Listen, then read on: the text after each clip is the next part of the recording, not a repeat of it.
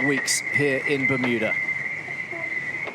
Artemis racing a little bit late coming into the box. They didn't quite take advantage of their 10-second jump start, but they get across the starboard tack right away boat, Groupama Team France nonetheless, and we start the dance. This is the part of the race where it is literally cat and mouse. It is a question of just working out the wind. It is a question of working out what your opponents are up to and how best to make sure that you get the jump on them right at the outset. Slightly different mindset probably between these two boats right now. Artemis Racing, they go out there with a mindset of, we think we're going to be faster today, let's just have a nice safe start. French probably exactly the opposite. They have to try to do battle. So here we go then, race number 7 of the round-robin stage of the Louis Vuitton America's Cup qualifiers. The opening race of this day, Sweden against France, and the dogfight well underway in the pre-start. Just an amazing surroundings. Imagine having a house right there in the background, watching these guys ripping around a couple hundred meters off your front porch. There are a few better places to watch top-flight sporting action.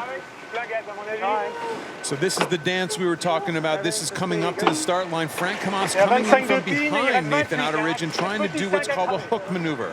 But they gap off a little bit. Again, Outeridge is probably just thinking, we need to get off clean. Camas is coming up slowly underneath. They do have right away. Artemis is in a slightly vulnerable position here right now on the left-hand side of our screen. Camas actually has him pushed away and should. It doesn't matter that they're late for the start, but will absolutely take this start. Very aggressive, really good, solid moves by Frank Camas. So a canny start from the French, just maneuvering their way into position as they hit the start line in front, and the Swedes have a little bit of catching up to do. Nathan Outeridge perhaps outwitted at the outset, and they are flying across wind, reaching for mark number 1. Very, very solid job by Frank Camas and his team right there. They got aggressive, they got underneath Nathan Outeridge, who's a little early for the line, and they look fairly stable on their foils so far. That was the thing that plagued them yesterday, was that instability. Let's see if they get around this mark and keep it nice and solid. That was their downfall yesterday, the ability to keep that stability when up on the foils as they head to mark 1 and round it in front of one of the favorites for this competition as a whole, the Swedes, who've been out in Bermuda for some time, and they've really been setting the pace in practice as the two boats head downwind for the first time. Very solid so far, but this first jibe is crucial for the French. Let's see if they can stay ahead in what was definitely their Achilles heel yesterday. Oh, you see him come off the foils. Artemis stays on the foils. This is going to be a pass right away. Exactly what we were talking about. Just a really good example, isn't it, of how critical clean maneuvering is. One small error can cost you vital meters. And this is going to lead them right into the mark, so really not another chance back for Groupama to try to jump back over top of Artemis. So, just a shame. I would imagine all French fans had their heart in their throat there for a second, hoping that they could have a nice smooth jibe, and they touched the water with both hulls, and that's all it took for Artemis to slide on by.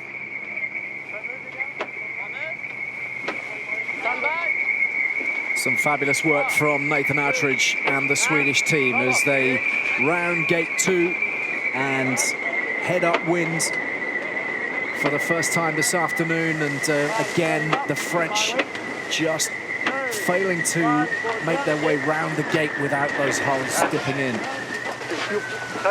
Same exact situation coming into that mark. A lot of teams are trying to split at the bottom gate, which means a last-second jibe, just like Groupama Team France. But the teams that are slick are doing that maneuver while staying on their foils. The teams that are struggling come off.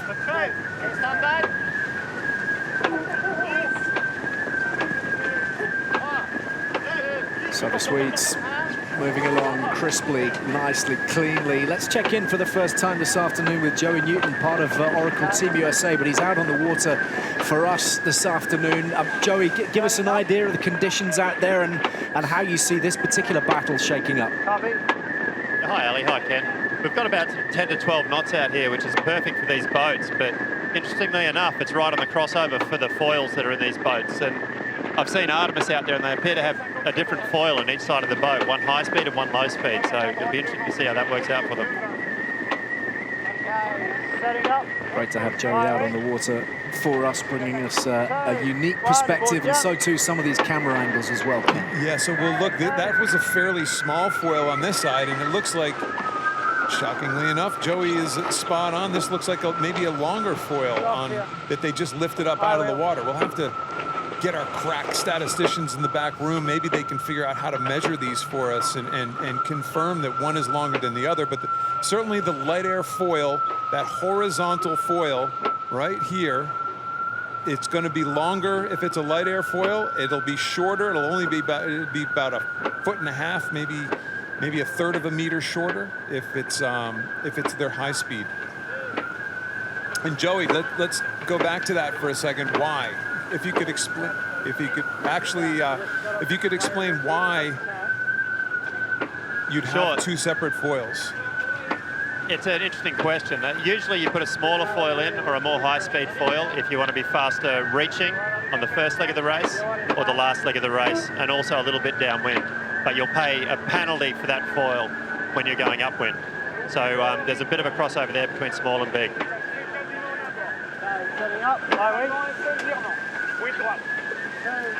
So a narrow margin for the Swedes here, and Frank Camas hanging in. Yeah, I got you then, Greg. With the French team, who suffered two big setbacks yesterday, comfortably beaten by both the Americans and subsequently the Kiwis as well. Maybe the scheduling didn't help them an awful lot, Kenny, because they had to sail in race 1 and race 3 yesterday, and as we can see from the hard work going on both boats from the grinders, that really takes it out of you physically. Well, I think the French supporters right now are thrilled with what they see. I mean, this is even though they're behind right now, this is a major difference. And you know, the other kind of equalizing factor is it's quite shifty out there again. We saw big 25-degree wind shifts yesterday, which allowed some teams to come from way behind to way ahead. And the French are right up even. It looks like the breeze has gone left on this part of the beat. They're going to tack, and they're going to be very close to Artemis. And this would be a huge upset.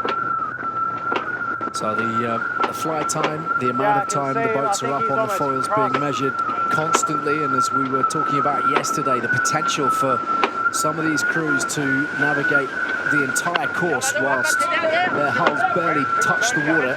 Very close cross coming up here right now. It looks like the French team is dipping behind Sweden. Sweden is the right-of-way boat. It's on starboard tack. The wind is coming over the starboard side of the boat. French do a dip, and they're going to lay the gate.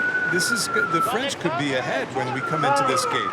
If they can lay that end of the gate, the right-hand end of the gate, as we look forward, if they can lay this end of the gate, they'll be in good shape.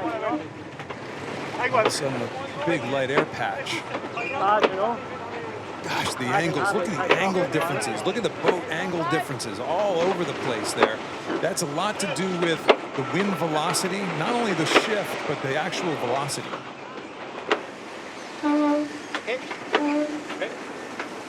Let's see if they can stay up on their foils through this tack. If they can, they got a chance of crossing. What a difference a day makes for Groupama Team France. Well, we know it is as much a development and design battle as a tactical one out on the water as well. And every single day they will come in, they will analyse, they will work to improve their boat, their systems, as the French hit the gate in front.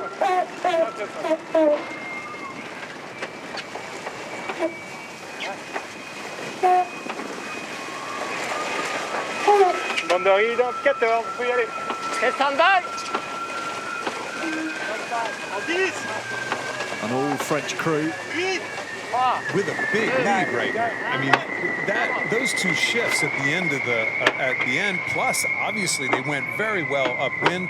They had foiling tacks. They've been on their foils 95% of the race so far, even though it looks like the Swedes are a little smoother with regard to their tacks and jibes. Those big wind shifts were critical.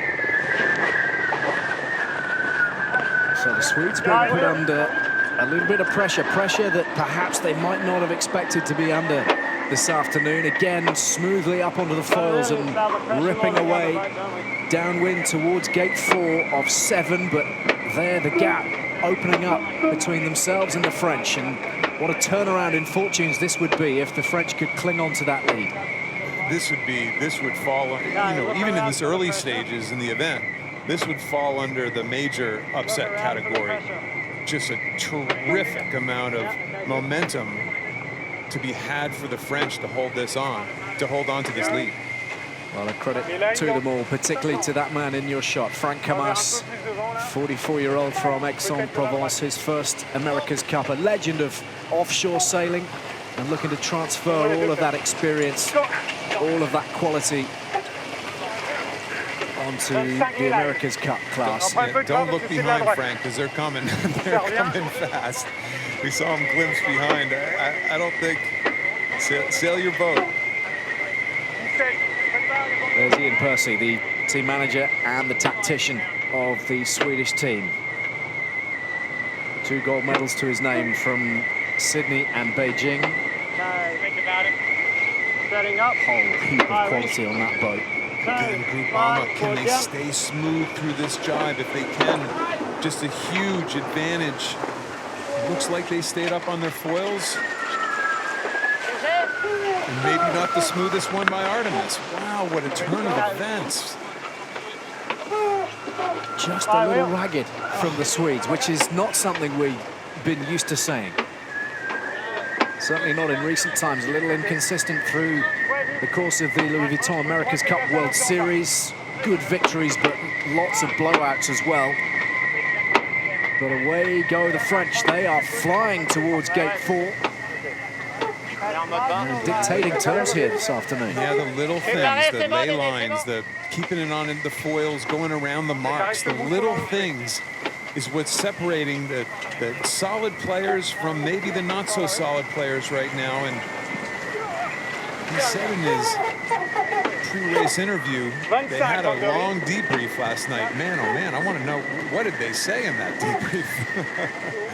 Textbook, rounding the gate and heading upwind for the final time in the race, and they are applying the pressure all the time to the Swedes, who will come for them now, surely. No split by the Swedes. They're just going to try to grind them down, sailing in similar water.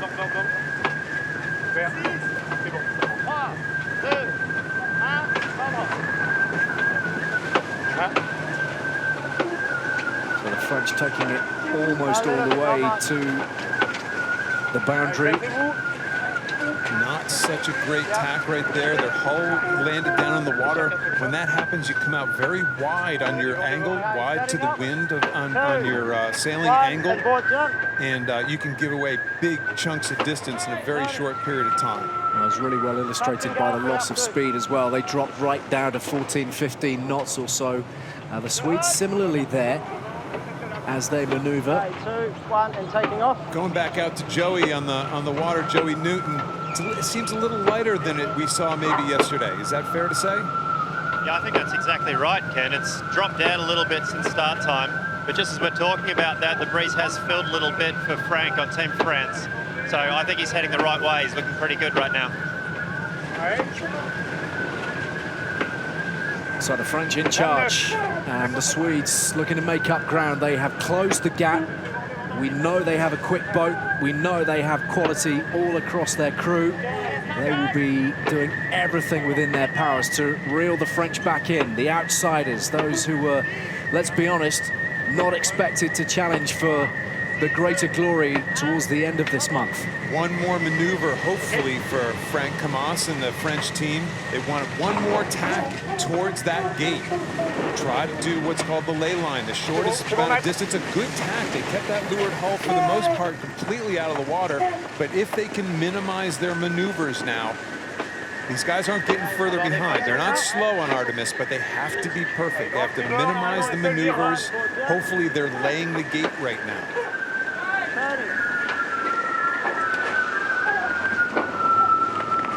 70 meters the distance. One more gate to get through. Downwind for a final time, and then reaching across to the finish. The Swedes will have starboard tack advantage. If they're not laying the gate, which it looks like they probably aren't at this stage, the French are going to have to tack back onto port tack. They are the burden boat. They're the giveaway boat. They're going to have to get across in front of Artemis Racing. So this next tack is going to be crucial. Struggling for right. Struggling for right, guys. I tell you, these guys are they're going okay. We're looking at the boat speeds that are showing up on top of the rig from time to time, and they're not going slow, the French. That has been the message, hasn't it? Anecdotally around the place, around the America's Cup Village, talking to those who know. The French have not got a problem with their boat. The boat is as quick as anybody's. But the issue up until today had been that stability in the maneuvers. And big moment here. Can they tack and cross Artemis? With a good tack, they should be able to.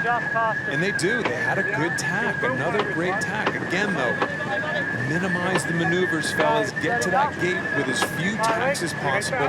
Let's see if they called the ley line correctly.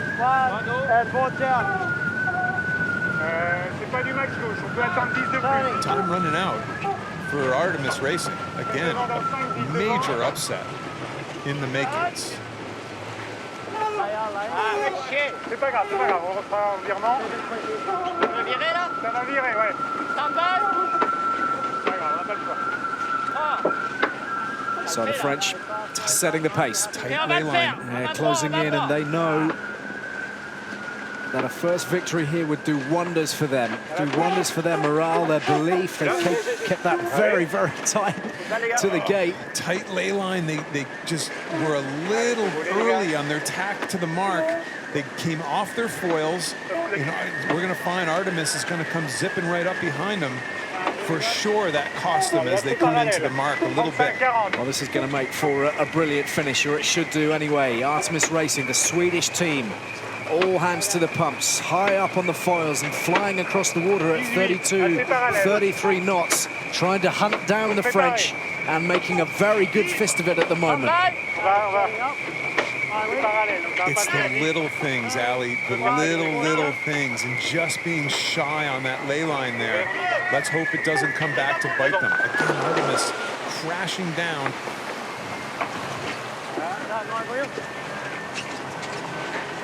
Right. 100 meters, really not an awful lot, and being closed all the time by the Swedes.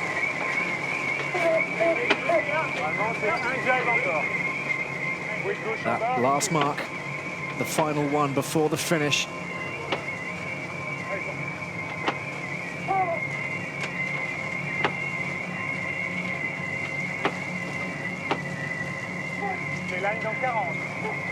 Real question of mettle here for the French. Can they hang on? Can they make sure their advantage pays? They have, for the most part, been in charge of this race. They manoeuvred really well, very cleverly at the outset. Frank Camas, a smart starter.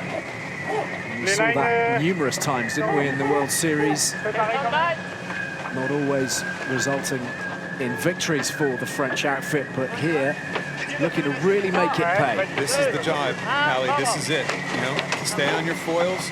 Nice, smooth jibe. One and in. Come on, fella. Ouch. Well, pop right out of it. That's okay. As long as you don't keep both hulls in the water for a prolonged period of time, typically you can be okay. But even that short time in the water means that the other boat is gaining all the time. And look at the speeds here. The Swedes still creeping up on them. They are breathing down the French necks. Oh, here comes our blast reach to the finish. Not time for the French to get unstable, that instability that we've seen. Here we go. Into the final gates, and the Swedes bearing down on the French. This should be a brilliant finish for all those on the shoreline. This is what they came for. This is what the sporting fans were after. 35 knots on both boats right now, flying high on Groupama. The Swedes at this point, we understand, marginally the quicker, but there is not an awful lot in it, and they are running out of time. About halfway down this leg right now, you can see the finish mark right in front of Groupama.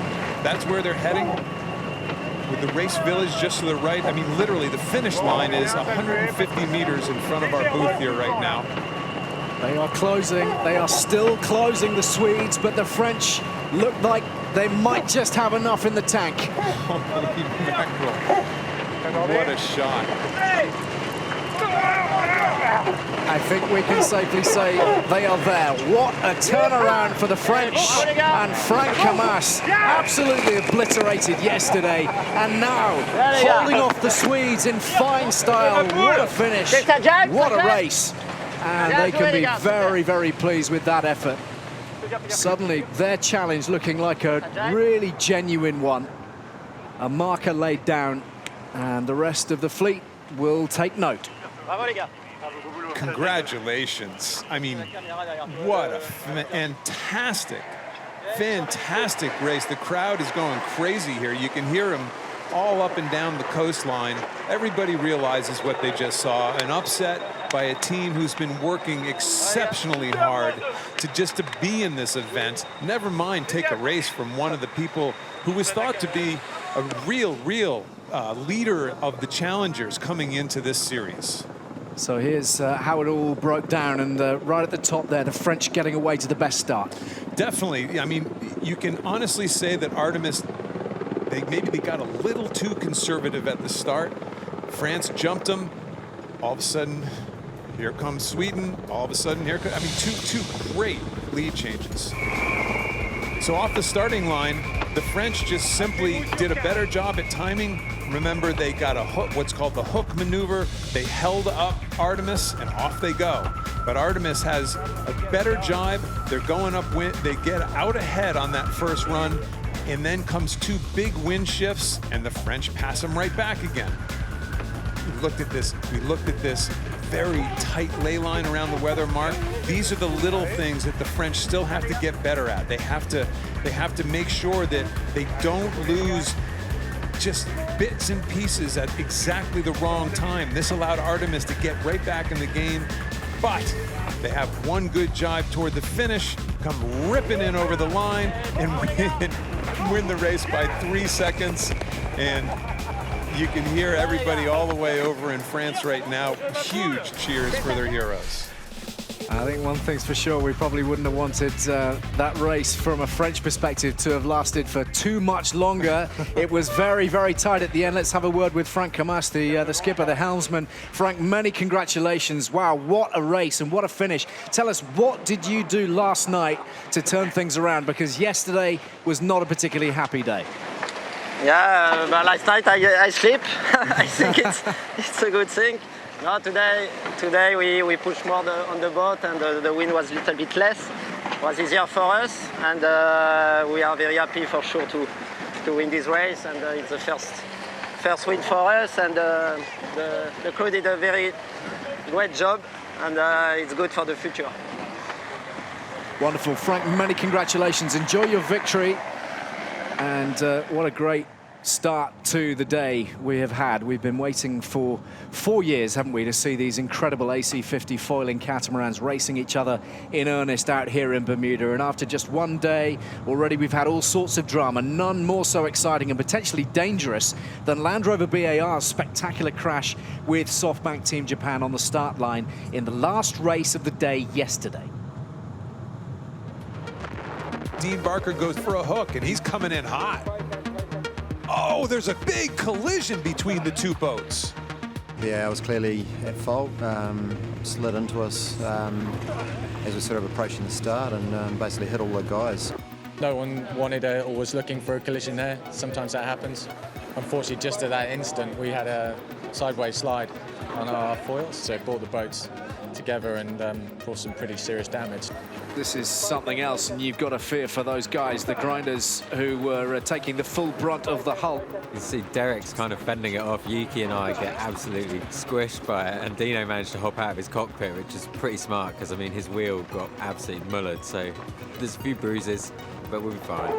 The dramatic race, and SoftBank Team Japan through the finish line for their first victory of the day. You're nervous about, you know, what other sort of damage you can't see and what's going on with the boat, but it became clear pretty quickly that everything was sort of functioning okay. It didn't end up costing us a point. We have a big hole in our port hull, so we had to basically just keep the boat foiling.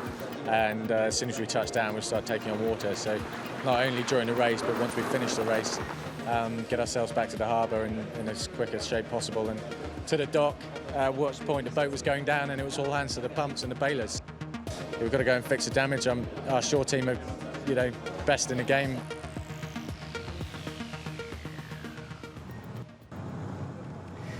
Well, that was a big hole, and there was a lot of work to be done by the British and indeed the Japanese crews. So the next race we're going to be seeing USA against Great Britain, and the USA, of course, led by Jimmy Spithill, convinced his men, the grinders in particular, they're ready for anything. Yeah, it'll be a big day for the boys on the handles, no doubt about it. You know, 3 races, 3 tough races. But the boys are in great shape, best shape I've seen a cup team, so I think they'll be out for it. Oracle Team USA, obviously the best team on the water yesterday, is statistically 2-0. The only team that was 2-0. Listen, these guys are practiced, but they needed a couple breaks to pull that off. One great come from behind victory against Team New Zealand, and let's see if they can pull it off again today in a tough race. Well, the British were brilliant in beating the Swedes yesterday, then involved in that collision with the Japanese. Ben Ainsley has paid tribute to his team in the shed, who've been up all night fixing the hole in the hull. Well, the boat remarkably is in good shape to go racing, which is phenomenal considering the amount of damage that occurred yesterday.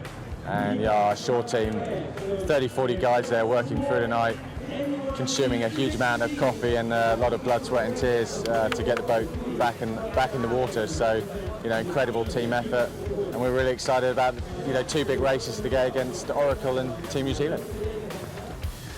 Well, Land Rover BAR had a great first race yesterday, really kind of a tone setter for this program, which had rumored to be slow on the water, but certainly didn't look slow in their first race yesterday. But in race 2, hey, let's just say they should be very lucky that they're a foiling boat, that hull was out of the water most of the time, because there was a big hole, and they would have been halfway toward the bottom if it wasn't a foiling boat. So, one of the most hotly anticipated showdowns on the water, this one. Beautiful setting.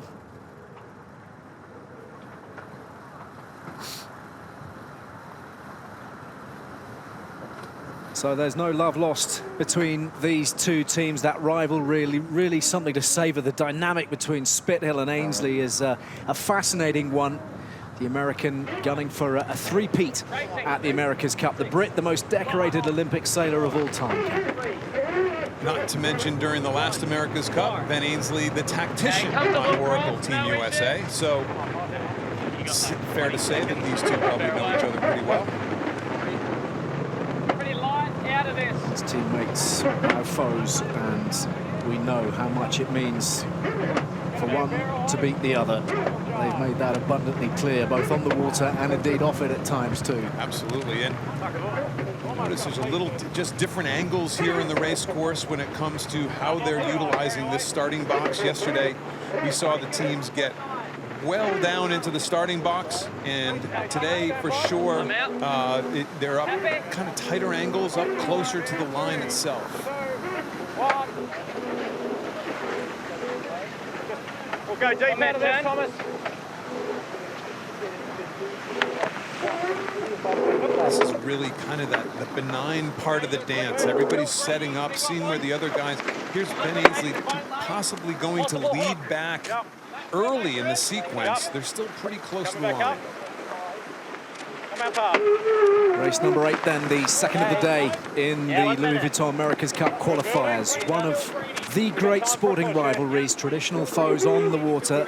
America against Great Britain, Spithill against Ainsley, and support all around for both of the crews out there as we approach the critical stage of the pre-start. Critical stage. Ben Ainsley, who is to leeward, is definitely well above the lay line. Let's see if Spithill goes after the hook here. He's trying to dive down underneath, at least force Ainsley to a tighter line, essentially a slower angle toward the line. Really an interesting, way down deep in the box. Not a lot to kill. 20. Very close, very close. Head to head here, hull to hull. Ainsley's in very strong position here right now. 14 seconds to go. If he's not early for the starting line, he's going to be well ahead when they get off. They're actually tacking for the line on Oracle Team USA. Ainsley's pinching to get up, pinching as tight to the breeze as he can to get up around that mark. Will he make it? Oh, they're going 5 knots, really slow. Just get around. Now it's an acceleration contest. An agonizing start for the British crew. Not exactly trademark, not exactly textbook, but it has worked, and they are out in front, and they are now finally up on the foils, and they have left the USA behind, just crossing as we speak. But I think that's exactly right, Ali. Not trademark, but when you have two guys that know each other that well, I think it's absolutely par for the course that things got really weird. Joey, what do you think about that starting sequence? It was certainly different, Ken. I saw Jimmy probably went for a hook. Jimmy Team USA went for a hook where he maybe shouldn't have and just took a clear start, but that's not really his style. He went in for the kill and it didn't really work out that well for him. So great start for BAR. Gotta love the America's Cup, going in for the kill before they've even crossed the start line. That kind of says it all as Land Rover BAR and the British outfit under Sir Ben Ainsley scream away from Mark 1, heading downwind, and the Americans in hot pursuit. One quick jibe. This is a pretty short leg. One quick jibe, one and in to this mark, and then let's see if the wind shifts wreak havoc with the group as it has in the first race today and that we saw a lot of yesterday. Okay, should be straight in here. So the first jibe downwind from the British is smooth enough, and the Americans looking to close that gap all the time. So the difference, why Oracle Team USA jibed early right there is they're setting themselves up for a split at this bottom gate. They're going to have enough of a gap between themselves and the right-hand mark. Yeah. You hear Spithill, or you hear Slingsby saying we can split right. 5 meters. Okay, we're going to break right. We're going to break right. So they're looking for a split at this bottom gate. Okay. On board, In 5, Oracle Team USA, 4, Jimmy Spithill at the helm. 3, 2, 1. And round the gate they go, splitting the course. Hold on, man. Land Rover BAR in one direction, Oracle Team USA in the other. Boundary 40 away. Oracle kind of skidding sideways around that mark. Probably not their best mark rounding, but 25 seconds. Still looking for oil. So let's have a word with Joey Newton out on the water for us. Joey, what's your take on the USA tactics from here? And can you can you discern any different wind speeds to either section of the course? Yeah, Al, it actually looks pretty even, but from my eye down here on the course, it's sometimes hard to tell. I'd say what Tom Slingsby, the tactician on USA, is thinking is to just get some sort of separation and rely on the boat speed to pull them through. And it looks like they've made a pretty good gain right now. It does look like they've made a pretty good gain. It looks like a bit of a left shift for Oracle Team USA. This is when It's really hard to discern the difference between big wind shifts when we're just looking at this versus boat speed. Possibly we can take a look at some statistics at the end of the race and take a look at the boat speed differences. But you can see Oracle has come right back into this race very quickly from that left side of the race. They are almost on collision course. That is the last thing that Land Rover BAR need right now after what happened yesterday. An enormous gaping hole in the hull repaired overnight.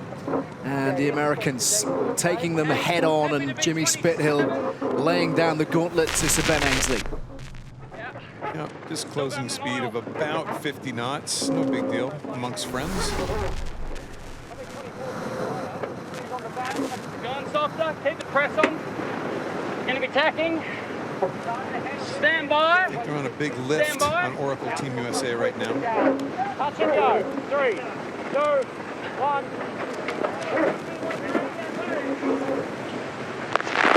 Remarkable how much these dagger boards move, not just fore and aft, but in and out. We'll try to show that a little bit later, but it's phenomenal how much the rotation happens. High build, please. Light section here, but it will get better. It is nip and tuck between the Americans and the British. Spithill and Ainsley head to head. One of those great sporting duels. Right away boat is Oracle Team USA. They're actually starting a little hunt, what's called a hunting maneuver right now. Do they point their bows at Ben Ainsley at this stage? This is another cross that's going to be mighty tight. They're coming down a little bit, forcing Ainsley to do a more radical dip again. It's like there's some kind of magnetic force drawing them towards each other. Well, remember Top Gun? You know, that has a little bit of the dog fights in Top Gun. Keep that speed on. Okay, we got 10 seconds to lay. Maybe need a little practice. Right hand mark is favoured. Very clear calls by Tom Slingsby. Now we got 10 seconds to lay, which means one more tack and through the gate. It's going to be a full tack. 3, 2, 1. Turning.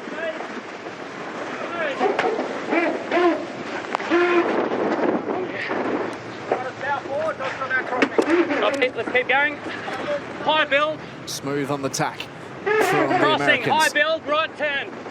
They're not laying this gate by a lot, I can tell you that. You can see here Slingsby saying high build, which means they think they're dangerously close to being underlaid on this mark. That's the mark they want to go around, and let's see if they can get there easily or if they have to go high and slow. You can see them pinching up now a little bit, turning up. Here we go. Looks like they're going to make it okay. Going soft pretty quick. Around the gates and downwind, and not a huge amount to choose between the two. The Americans, though, just sneaking their way in front and cruising at 35 knots, and the British have had an absolute shocker. Big crash. Bows dug in by the British there at exactly the wrong time. It just looked like a bit of an unforced error. I wonder why that happened. That's a tough one. Joey, did you see? Were you close to see that out there? I was a little far away, Ken, but it looked like the boat probably just got a little bit high. The foil's aerated, and they dove down into the water. A pretty unforced error, but a tough break for the British. Well, that could be the difference. Yeah, when you're racing these things, as we're finding out very early on, it's the little things like this, just one mistake. Oh my God, it looks like two submarines about to go down, you know? Fortunately, they're fairly buoyant. Early shower for the boys in the British boat, and it may well cost them dear. I mean, look at that. They were 50 meters behind, and it goes to 350 with one mistake. Incredible.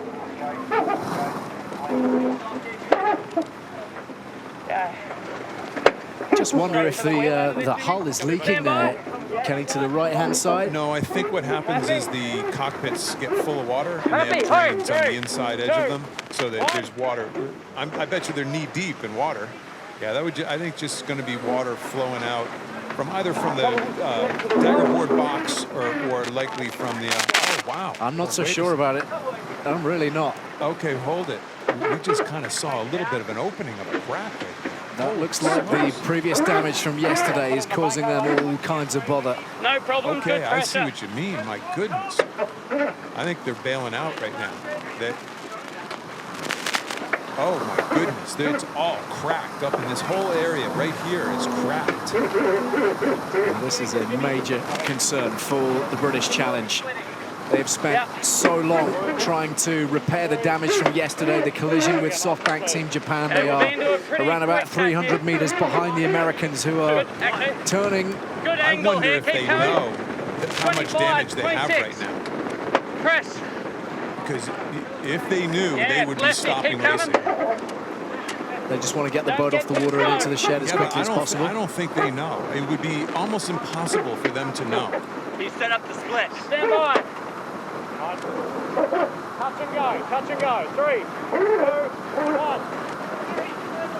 That is a major issue. Round they go. Upwind for the final time in the race. Good gas But a much bigger story developing here in Bermuda. A little longer. 2, 1, we go.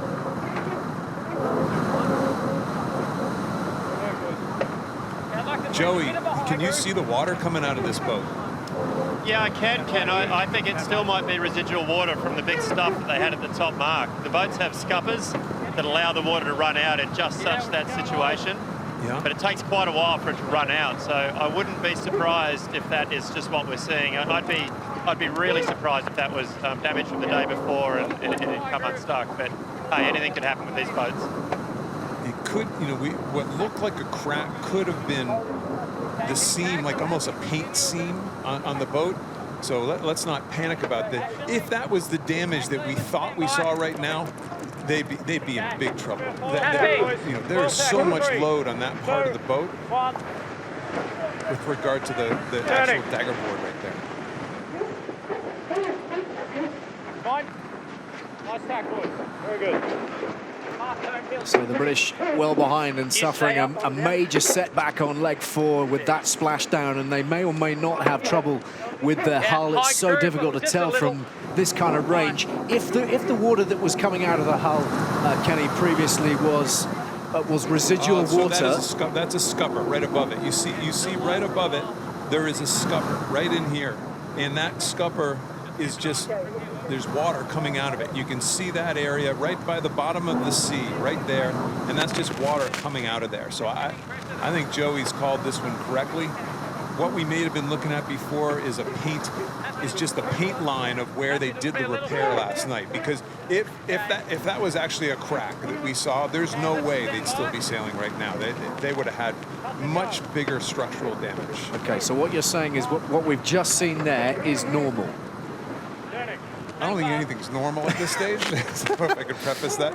But yes, that's what I agree with Joey in this stage. And so if there was residual water in there from their earlier splashdown, if you like, that's where it would be coming out of. That was certainly my first impression, but then I saw what you guys were looking at, and that was that what looked like a seam. But I'm still gonna stick with, I think that was a paint line that possibly was just part of the repair last night. They might have had a little glimmer, a little shimmer to it, and might have looked a lot worse than it actually is. Let's just go higher group here.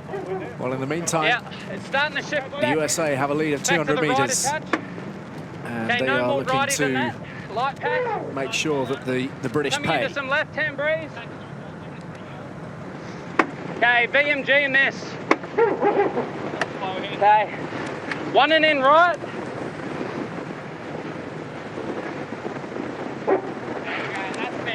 Okay, a little further. Give me a foiling tack, guys. Yeah, stand by. 1, 3, 2, 1. Turning.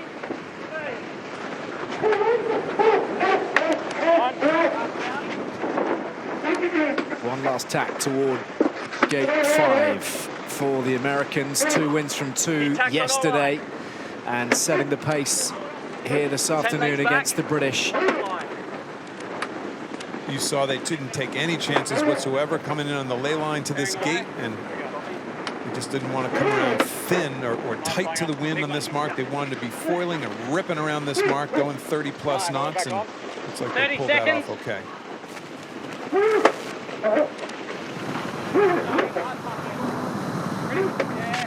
Generally pretty soft here. British boat boat seemingly moving along fairly comfortably, even though a long way behind. Boy, big jump on this leg especially. Probably partially wind speed, partially wind direction, and certainly that was not going slow. It's hard to see.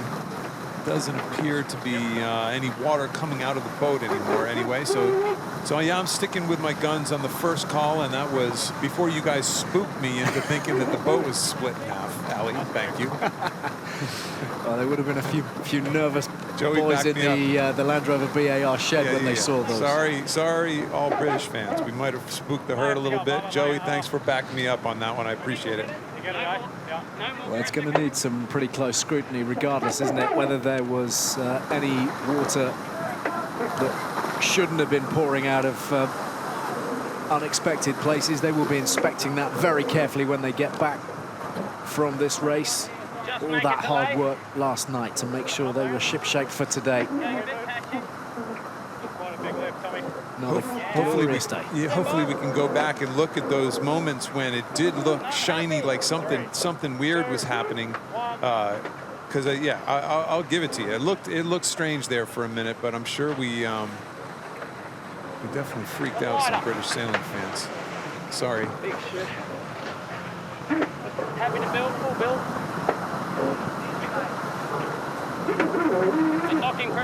British grim-faced at the moment. They had that outstanding start to the regatta with win over Artemis Racing, the Swedes, in race 4 yesterday. The collision in the final race of the day, and then further setbacks here today against the arch rivals, the Americans, who are heading for the final gates and will soon be reaching to the finish. I wonder if the calls for whether the British are fast enough start appearing again. Pretty light.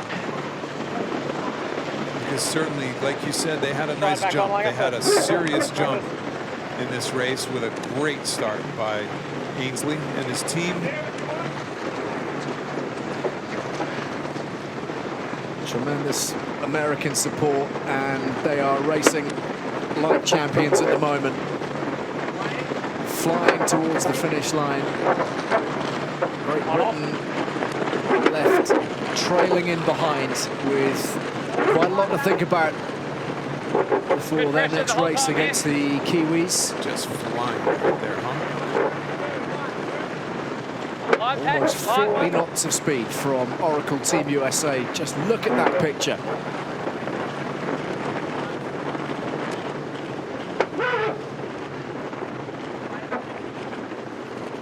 Jimmy Spithill.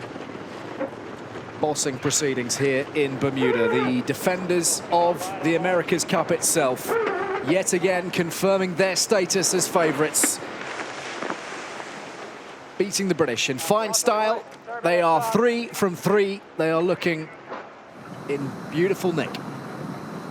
Got to work on those starts a little bit. There's no doubt about that. They've had a couple tough starts, but certainly boat speed-wise, and you got to give credit to tactician Tom Slingsby. They pulled off that split at the first gate, got themselves out of sequence with the Brits, and very quickly climbed their way back into the race. So Ben Ainsley crossing some way behind, 39 seconds behind the Americans, and they know that they've got to pull out an awful lot more if they're to challenge in the latter stages of this event and really realise the dream of all those involved with Land Rover BAR, that motivation of bringing the cup home.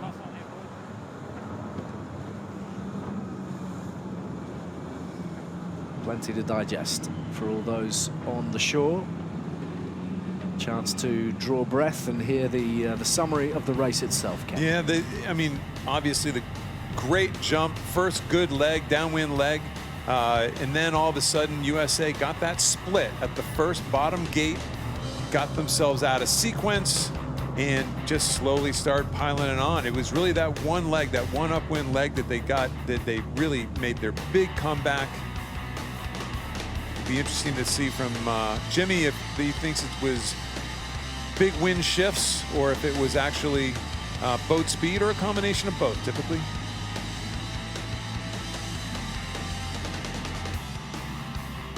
So let's try and have a word with Jimmy Spithill. I hope you can hear me, Jimmy. Congratulations, a great race, a tough tussle at the outset, but you saw it through.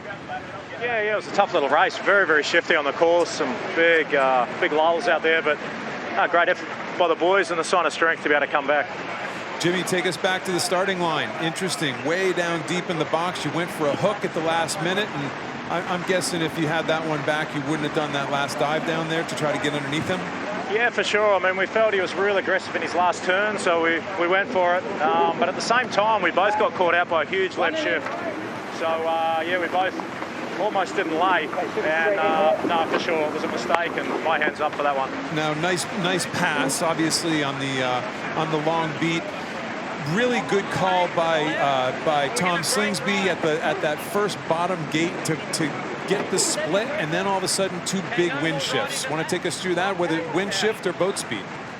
Yeah, look, I think it was just all of the above, really. I mean, Tommy called it a nice split at the bottom, and from then on he had us in phase the whole way. But a pretty tough manoeuvre, and the boys pulled that off. So, no, again, it was just smooth sailing and no panic. And, yeah, I thought the speed was very, very good too. Jimmy, 3 from 3. Where are you feeling you're at the moment in terms of sort of race capacity and being absolutely at your best? Are you there right now already, or is there plenty to come?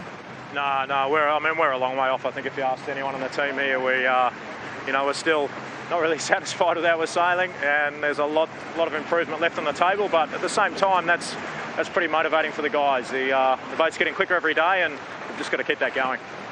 Jimmy, thanks for your time. Congratulations. Jimmy Spithill there, and of course the US looking for that bonus point which they can accrue. If they win the qualifiers, they could start the match 1 point ahead. This is how the race unfolded. Here's the split. This was the big moment. Oracle had gotten themselves behind. The Brits are well ahead, about 100 meters ahead at that stage, but the split forced the boats to go into bigger wind shifts, into different wind shifts. This is the next time the boats came back together again. All of a sudden, they gobbled up that 100-meter lead by the Brits. The Americans come zooming out of nowhere, 55-knot closing speeds, and then the big stuff by Land Rover BAR. For sure, a bit of an unforced error. It could be that Ben Ainsley's getting used to these twist grips on his steering wheels as far as adjusting the fore and aft rake of the dagger boards, but no matter what, that was kind of the race for those guys. And a few numbers to get your head around there as well. Yeah, so distance sailed, actually longer distance sailed by the Americans, but obviously faster boat speed. So there's the key. The boat speed won out over the distance sailed. They actually did more maneuvers, and especially probably because of that first split at the gate that we talked about, more maneuvers, but hey, doesn't matter. Come out, a win's a win. Maximum speed, 41 knots and about 12 knots of boat speed to give all you people at home a little bit of understanding. So here's a new feature we have. We have all the boat speeds actually on top of each other. This is the first downwind leg, pretty even, not much in this. Let's go into the next upwind leg, and then we're going to see some differences. Here's a big difference in boat speed in this area. We go right down the list. We keep going and see it's kind of averaging itself out. There was really those big gains to be made on that upwind leg, that first upwind leg. Second upwind leg, we see a pretty good gain right there over on the right-hand side of our screen. But for the most part, it was that first upwind leg that really made the big difference. Highs and lows, obviously, by Ben Ainsley at this stage. And then the big plunge when you come into the finish, slowing the boat down to make sure you don't end up on the bricks. Oh, we love a bit of maths. All good. And we are all set for Japan against New Zealand. Next up, it is race number 9, the third of the day, both with 1 win to their names from yesterday. And of course, Dean Barker up against Peter Burling.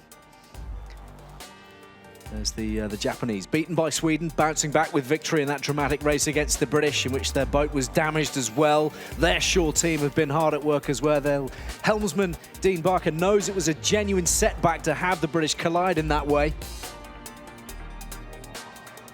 Well, yeah, it's pretty disappointing to, have had the collision we did yesterday. So, hopefully, we're in good shape to go. The shore crew did an amazing job last night, getting the boat back ready to go racing. And while it's not quite the same shiny shape it was yesterday, it's 100% ready for racing. Well, SoftBank Team Japan obviously had a big scare yesterday. It's something about these boats that always has people on edge. The speeds are obviously amazing, but when you get into a crash like we saw, things can get dangerous very quickly. And let's just all be very thankful that these 6 guys are still back out on the race course, because it was almost a situation that somebody could have gotten very hurt. Yeah, so say all of us. The Kiwis, easy winners over the French yesterday, and then pipped by the USA in that very, very tight race. Helmsman Peter Burling, he's looking forward to putting his crew to the test. Yeah, well, I think Dean's obviously got an incredibly similar boat to Oracle, and it's something we've seen throughout is that they've been sharing a lot of information. So for us, it's another great opportunity to go up against a good team to learn and to improve our own skills, and I think that's something that we're really excited about. That the key comment there by Peter Burling is they're learning, and let's just put this all in perspective for a minute. These guys have really never match raced before. They're going against teams who have spent careers match racing, especially guys like Jimmy Spithill and Dean Barker. These are guys who have match raced their whole life. So Peter Burling just needs hours on the race course and getting into those tight spots. So these two crews well fancied to put serious pressure on the defenders. Oracle Team USA here in Bermuda.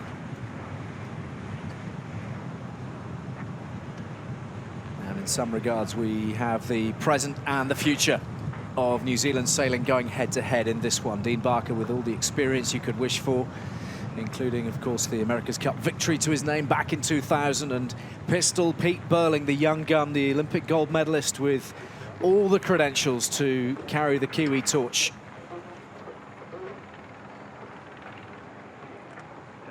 A couple of wonderful talents on display in one of the more glamorous settings across the globe. Interesting crew member on board the Japanese boat, Yuki Kasatani. Yuki comes from sculling, comes from the rowing, tons of aerobic capacity, very strong.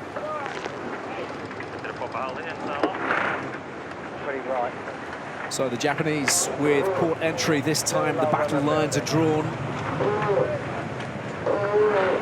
Let's hear from Joey Newton, part of Oracle Team USA, offering us a fresh waterside perspective today. Joey, this a match-up to savour, isn't it? Two really fine crews going at it. Yeah, Ali, this should be a great race. Team Japan, we know they're fast. Team New Zealand, they look fast, they do great manoeuvres. So this is really anyone's race. It should be a great one. Good stuff. So the dance, as you call it, Ken, underway. They've reached the dance floor. They've reached the dance floor, and you said it before. This is the past and the future. It's the first official race Dean Barker sailing against. I said the present and the future. You said the past. You writing Dean Barker off already? Well, I'm talking about with regard to being in Emirates Team New Zealand. Sorry. I'll give you a bigger shovel.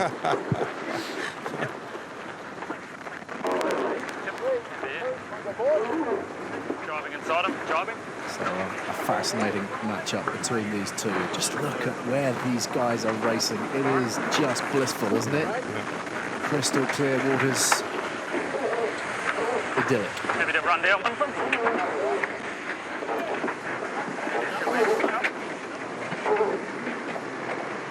Race number 9 then, the third of the day in the Louis Vuitton America's Cup qualifiers. The pre-start underway.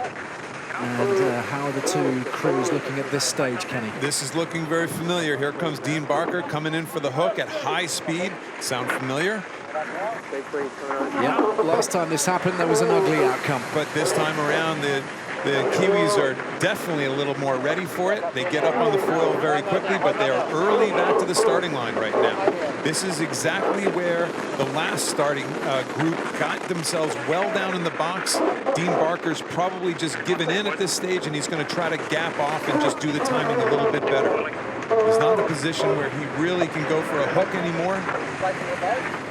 So when you're talking about gapping off, you're meaning just moving away from trouble. Exactly. And giving himself clean water. A big runway coming down into the starting line. You see he's getting further away from the starting line so he can pull the trigger a little earlier and hopefully just be simply going faster when the gun goes. Nothing in it as the two cross the start line. A terrific start from both crews, straight up on the foils early, and look at the initial surge of speed from the Japanese. And there you go. There's the profit. They got up on their foils earlier. They did a nice job of getting away from the starting line early, giving themselves more momentum when the starting gun went off, and now they just have to finish the deal and get over the top and use their wing wash in order to slow down New Zealand just a little bit more and get into that 3-boat length circle before the Kiwis.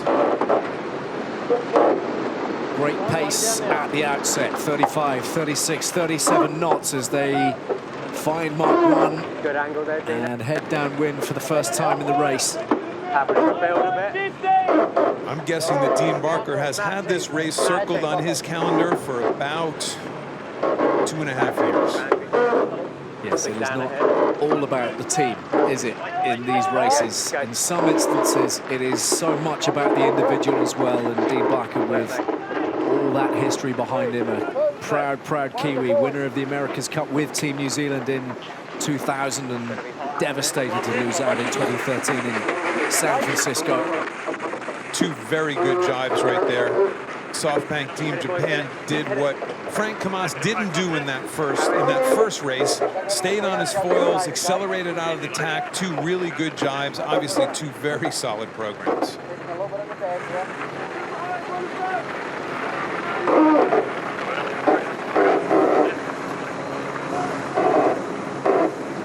Good left, Dino at the mark.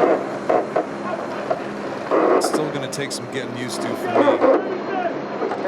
Watching people on bicycles. It is unusual. They are setting a new trend, potentially, the Kiwis, but it is the Japanese who are rounding the second gate in good style.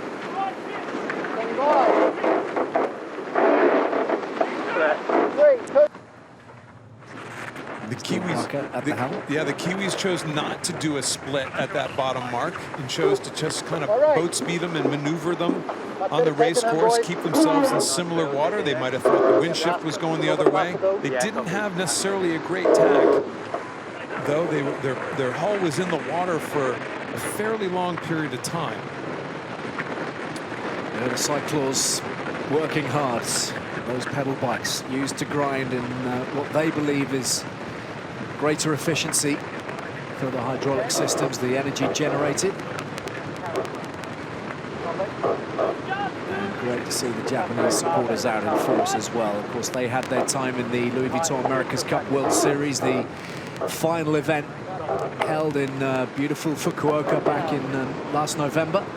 They're going quick on Emirates Team New Zealand right now. And Joey, have you had a chance to take a look at the setups on these two boats and see if you think they have their light or breezy boards in?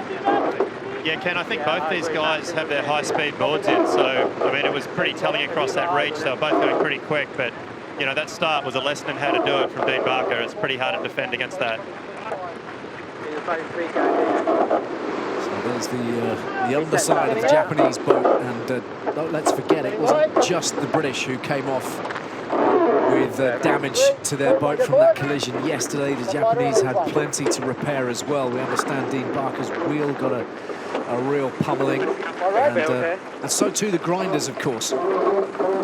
Just as long as it wasn't the people. I mean, the dagger boards, as was pointed out to me earlier, the dagger boards kind of saved the boats from actually jumping on top of each other and sticking there. You were only just there, mate. Yeah, you're good, mate, you're good. Down you for line one!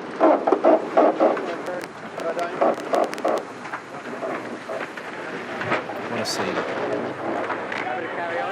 Japanese stretching out in front, beginning to enjoy their advantage in this one. Never won the America's Cup, a couple of previous attempts, 17 years since the last Japanese challenge.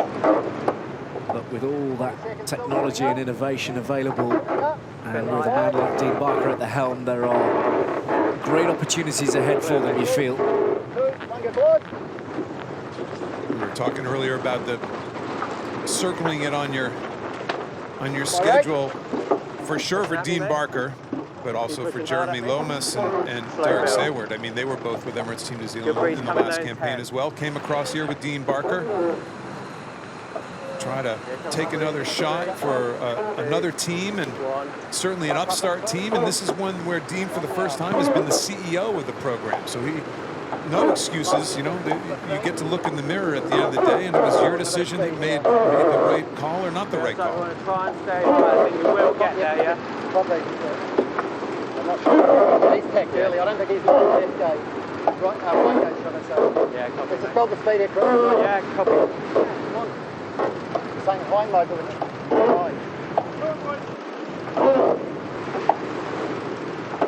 Everybody who knows him talks about the character of Dean Barker, that phlegmatic character, all that experience, and a calm man, a calm presence, calming presence, I think, for everybody on the boat. And the instructions are always clear.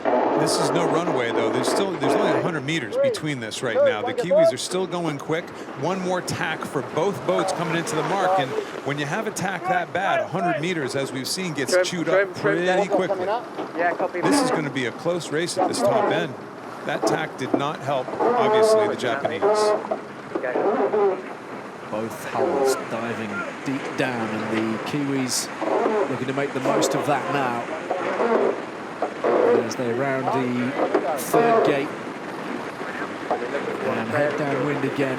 Almost in unison. I mean, that 100 meter lead almost evaporated on that one bad tack. A lot of it, Ali, is geometry at the top of the course too. How many tacks is it going to take? Do you want to go all the way to the border, or do you want to do too early? I mean, the tacticians are really trying to find their way within the boundaries and how to utilize the boundaries and how to minimize the maneuvers. We're down to 80 meters between the two. Joey, what do you see? What do you see out there? All of a sudden, the Kiwis have come out of nowhere, and it looks like they're in more breeze on that side of the race course. Yeah, like you said, a couple of bad tacks to Team Japan, and they're all of a sudden in trouble, and the Kiwis are right on their heels, if not in front. I think the Kiwis might have found a bit of pressure out that side. If they're not in front, they'll be really close. Single digits. Yep, starboard tack boat is the Japanese right now, so they are the right-of-way boat. If the two boats do come together, you see the Kiwis heading up a little bit to go around their transom, but they are right back in the middle of the game.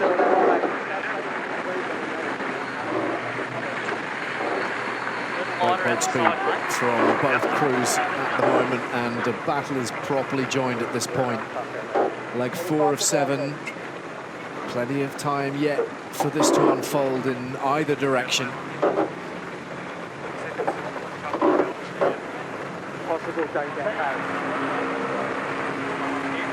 interesting to see if that outside part of the race course just has more pressure if Japan actually makes up on this time around, because certainly the Kiwis made up a fair chunk on that first confrontation coming from the outside part of the race course.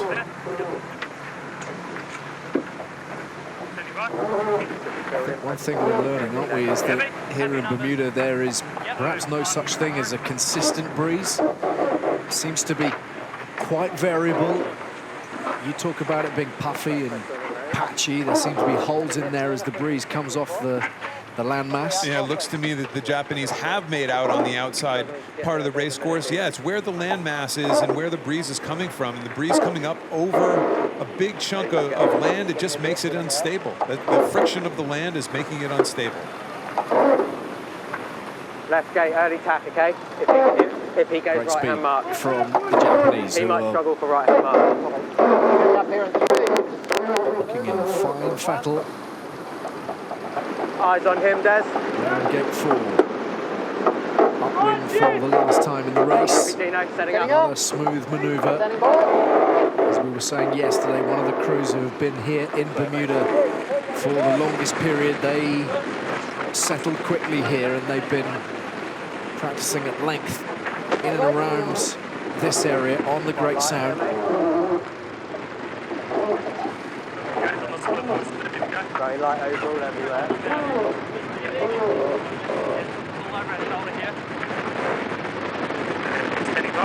It's the way the geometry worked at the bottom of that leg, but all of a sudden Burling gets to that outside edge first again. Is there more pressure on that side of the race course? We'll find out when the two boats come back together again here in about another 30 seconds. Look at how quick the tacks are.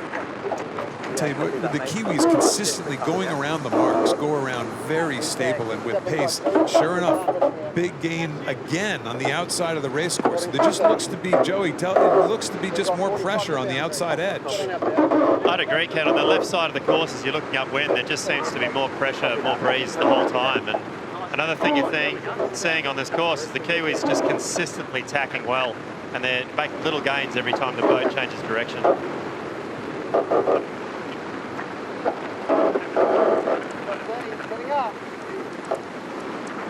Consistently excellent manoeuvring from the Kiwis has brought them back into contention here, with Dean Barker under a little bit of pressure now. It's a real boat race right now. This is two heavyweights. As Joey just said, though, we do see the Japanese splashing down. It looks like a big wind shift at the same time, a big right-hand wind shift. So we could see the Kiwis well advanced when they tack over. Look at that beautiful, beautiful foiling tacks from the Kiwis. Well advanced, but I think we're gonna have another pass. It's looking that way, with the Kiwis comfortably out in front at this point and beginning to turn the screw. Yeah, one of the first times that outside edge of the race course didn't pay off, but this is a win. This isn't pressure this time around. This is a big right-hand shift. Any indicator, Kenny, from the first couple of days of racing here that the cyclaws have made a difference to the powering of these boats as opposed to those with the regular grinders? I mean, for a traditionalist like me, it just looks a little weird, I can tell you that. But no, listen, obviously they have plenty of juice. Their maneuvers are as good or better than anybody's. So there's certainly no downside that we can see at this stage. Will it build into something that becomes monumental and wins them the America's Cup? Personally, I doubt it, but it's maybe one piece to the action that gives them success. And is it me, or do they seem to be sailing just a little bit higher over the water on their foils than some of the other crews, enabling them to have just that much more margin for error on the maneuvers as they turn? You rugby guys are finally catching on to this stuff. I think they're flying a little higher, a little more nose down, and maybe even heeling to weather a little more than a lot of the other boats. Three features that we're seeing in this new America's Cup that is certainly a little different. It's a different look anyway. Is it more high risk? Well, if you fly high, you're reducing drag on the foils. But if you fly high, you're increasing the chance of side slipping, of going sideways on the foils too. So there's a fine line between right and wrong on every aspect of how you sail these boats. Look at that, something else, isn't it?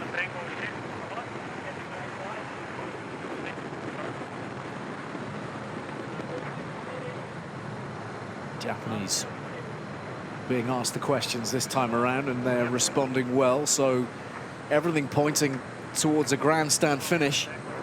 Again, we'll go back earlier in the race when the Kiwis made their pass. It was set up by a split at that bottom mark. So just following your competitor around, obviously not very helpful so far on a day like today with regard to when you're behind. Getting that split has been very successful. Emirates Team New Zealand then round the gate and downwind, one last leg before the reach to the finish. And everything suggesting that their form is immaculate, heading towards the big stuff, the Challenger playoffs, and who knows, potentially the match. How they would love to ensure they were the ones to lay the challenge down to the defenders. I think the Japanese team right now would certainly be kicking themselves maybe for a couple tactical positions they put themselves in, but you know what? Sometimes it's also the luck of the draw. Again, it's the geometry of this rectangle that they're sailing in. The fact that you can't go all the way off to the edges, out to ley lines like the old traditional days of match racing, and it changes the game. So there's the contrast between the two sets of systems. You know, they talk about the windage. That has to be less windage. That kind of lump of person, rather than a whole bunch of sticks sticking up in the air and flailing their arms around. I'm sure they've done the studies, and I'm guessing that it's just simply less windage, and we know windage is a huge part of these packages. And they're all head down, aren't they?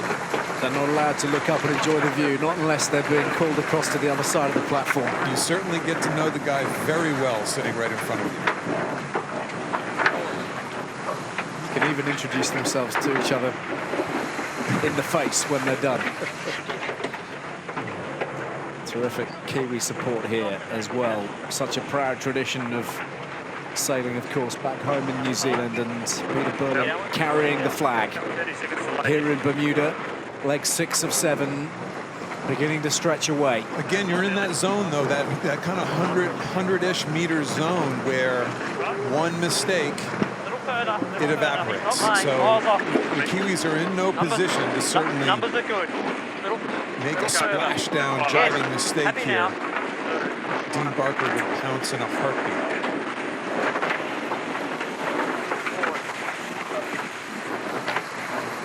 Another classy maneuver. Yeah, exceptional.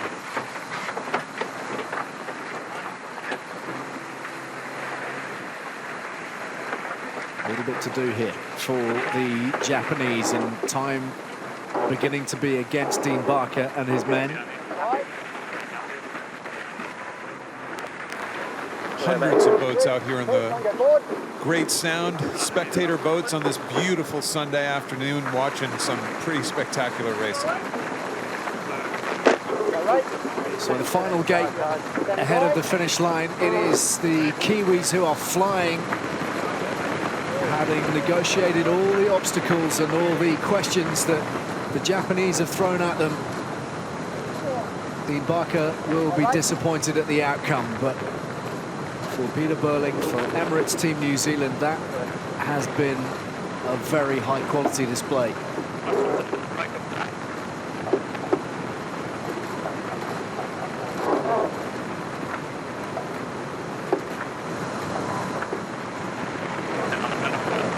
See how they're sailing with that weather side, the windward hull actually nose down, actually pointing down. That's for windage. It's the angle of the boat. It's supposedly very hard to do, but I think that kid Burling has figured out how to sail high-speed boats. Hasn't taken him long. The guy sitting in front of him is no slouch in multi-hulls either, Mr. Ashburn. They have plenty of quality on board, make no mistake about that. One poor tack on leg 3 really costing the Japanese. The Kiwis have pounced, and Emirates Team New Zealand cross over the finish line in front to register another victory. Terrific sailing from Peter Burling and co. And again, showing the kind of display that will certainly make the rest of the fleet sit up and take notice. Dean Barker and SoftBank Team Japan some way back in the final analysis. You know, yesterday, I'm sure the Kiwis looked back on that race against Oracle Team USA, and one bad tack got the overlap, and Oracle went from behind to ahead, but they're one bad tack away from being 3-0 themselves. So the matchup that would have meant so much to Dean Barker has gone the way of the New Zealanders. really not much in it at the start. They were playing cat and mouse with each other in the entry box, Ken, but then the Japanese began to edge away. Yeah, and here's what we're seeing: 3 races in a row with passes. I mean, that when you're a sailing fan, there's really not much more than you can hope for, is races that are close enough to produce passes and excitement and anticipation. And here we are, 3rd race. You know, this is certainly becoming a trend here in the Great Sound.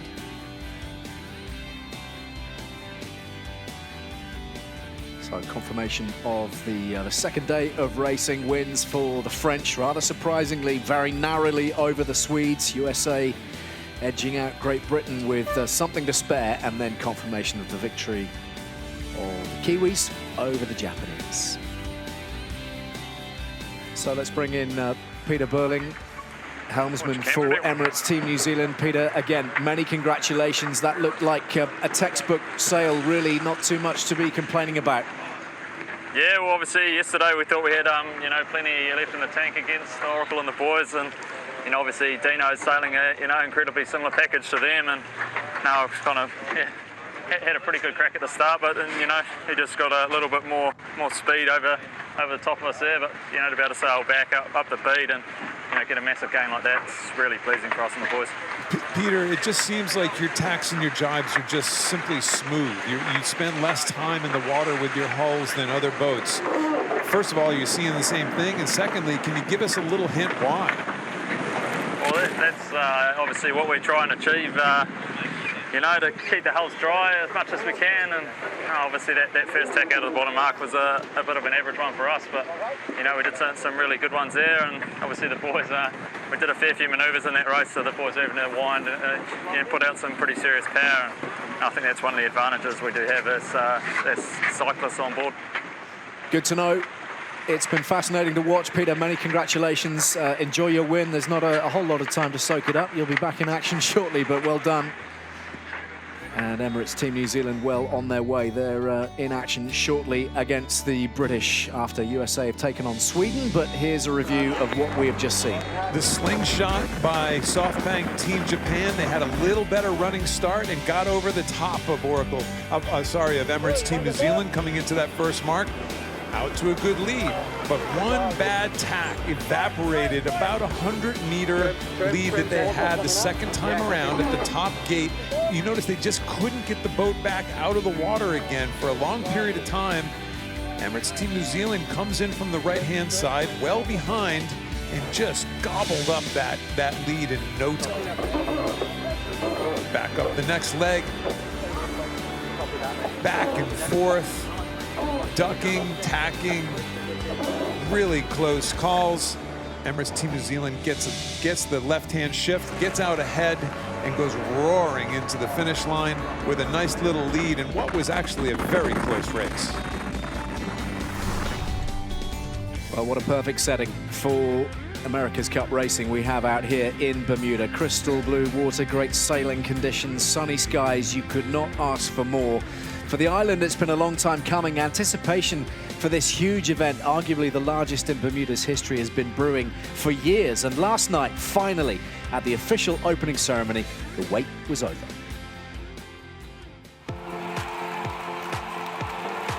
Where my Bermuda people at? Let me see those flags. Let me hear some noise. We are excited to welcome the 35th America's Cup, the greatest race on water. Happy Saturday, Bermuda. The world saw Bermuda today shine, just like we promised. It's truly extraordinary to stand with you here tonight, knowing that 2.5 years ago, this land didn't even exist. I'd like to start by thanking the people of Bermuda for making all of us feel so welcome on your beautiful island. We're sailing in the most beautiful sailing venue in the entire world.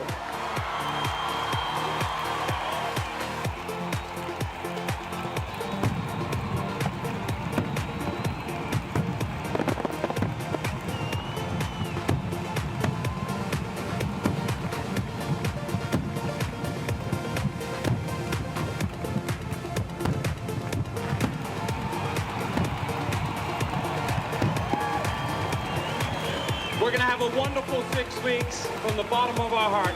Thank you for bringing this to Bermuda.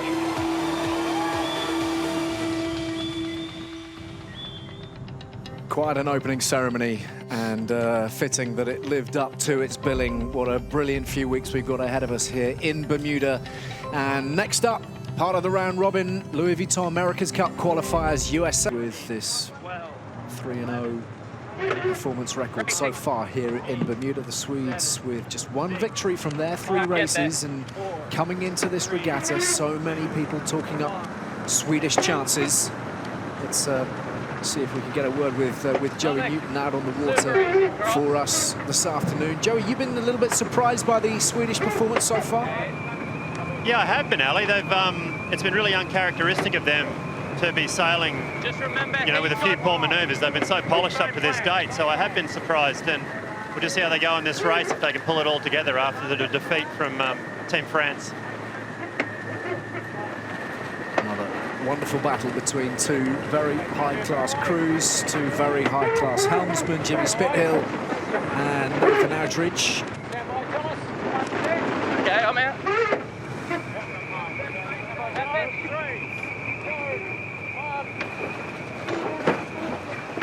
So the pre-start, as ever, hotly contested, lots of intrigue.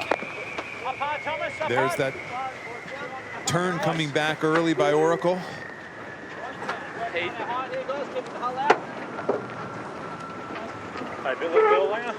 Race number 10 then of the Louis Vuitton America's Cup qualifiers, the 4th of the day. These 2 already having raced once this afternoon, so some of these boys digging deep physically. These 20 minutes so strenuous, only a relatively short period of time, but they have trained exactly for this kind of scenario. And Ken, who do we think has the advantage, if any, at this very, very early point in the pre-start? Leading back is obviously USA with Artemis chasing, trying to push USA there early, trying to get a hook, get around to get a hook here, and let's see if they can get the overlap and make it stick. Looks like they definitely have the overlap right now. Very similar situation to what we saw yesterday with the collision, but the 2 boats stay out of the way. Spithill actually tacks onto port tack very quickly. Artemis goes with them. This is going to be a clear win for Artemis on this start. They did a really nice job at getting a hook, and they're just holding them high and holding them slow, taking their time, trying to get Oracle very slow, even though the gun has gone off. Okay, got it now. Okay. Yeah, the start time not a concern. It is just simply about making sure you are quicker over the start line, and indeed then subsequently over the finish line, than your opponent. Simple, really, and the Swedes have done a fine job. Exactly the opposite of their first start of the day, when the French did identical maneuver that Artemis just did to them. You know, kind of a role reversal there. Artemis got aggressive. They went after him. They made it stick, and here we are with about a 50-meter lead on the pivotal leg number 1. Pretty soft still. A lot of panic in those guys right there, though, is there? All is calm. The whistling of the wind through the wing, and the Swedes tearing up to Mark 1 and heading downwind. Jimmy Spithill's Americans chasing hard. Unbeaten as yet here in Bermuda. And Nathan Outridge will be desperately keen to notch up another victory, get them properly on the board, up and running, get their challenge underway. The American situation, of course, in terms of the qualifiers as a whole, as defenders, looking for the bonus point. If they win the qualifying stage, they can start the match, which they will jump through to. They will avoid the Challenger playoffs, of course, as the defenders. They could start with a point advantage on the Challenger. That is the carrot in front of Jimmy Spithill and co. I think if the teams had been polled before this event as to who the hot group was on the water and all the practice racing, they would have said Artemis. They also would have said the French were the team that were struggling the most. Well, right now, almost halfway through the round robin series, Artemis and the French are both stuck on 1 win.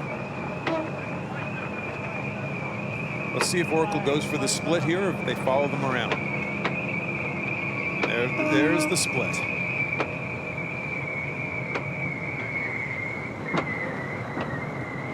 different course for the Swedes and the USA. Artemis hums more than the other boats. The whistles more, whether it's the wing or the foils.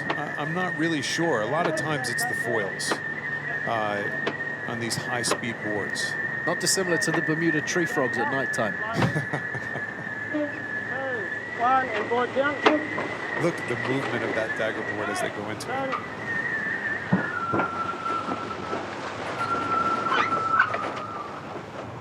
A little dip of the front of the hulls from Artemis Racing.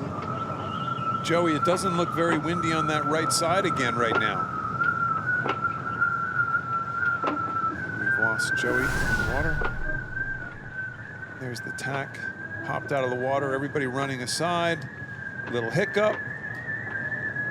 I doubt that hiccup meant it was a worse tack, but at the same time, probably a couple bruises and a tight race. Good illustration of the fact that it isn't that simple what these guys are doing, charging around the platform when they are hurtling along at 26, 27, 30 knots, and a close cross coming in here. The Americans tucking in behind. Maybe a slight gain by the Americans, but all in all, a tight race between two polished teams. And again, that one little mistake is what's going to make the difference right now. I think it's all the way.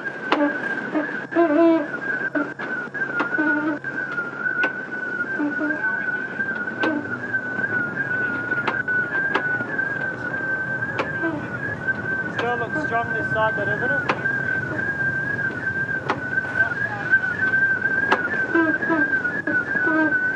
Okay, building pressure here, setting up. Fly wing, coming quickly. 2, 1, board down. Big split on the race course. This is as big a split as you can have, obviously, with one boat all the way to one boundary and one boat all the way to the other.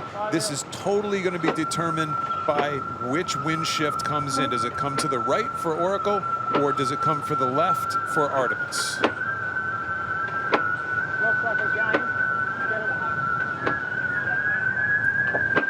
And it sure looks like Artemis. Sure looks like that our lovely left side is paid off yet again, Joey.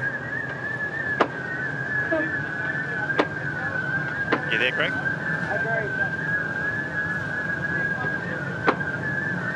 He's in the triangle. We've lost Joey Newton to the Bermuda Triangle. Is that where you're going with this? I'm confident we'll claw him back at some point or other. Nice game by the Swedes. They were certainly getting ground down, but all these teams so well practiced. You just never see any stress in these guys. The only stress is how their heart rate is working while grinding all the way around the race course, but there's certainly no mental anguish. Greg, can you hear me? To what's going on the race course. Worth mentioning, a couple of Aussies obviously at the helm of these boats, with Oracle Team USA led by Jimmy Spithill, 37-year-old from Sydney, Nathan Outridge, 31-year-old Aussie. No shortage of Australians out there at the moment, Joey. They seem to have some kind of stranglehold on the America's Cup right now, at least in separate nations' colours.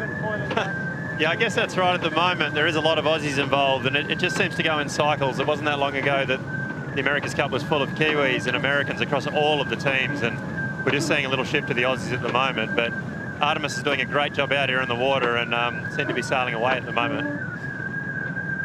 It's just your time, the Aussie time.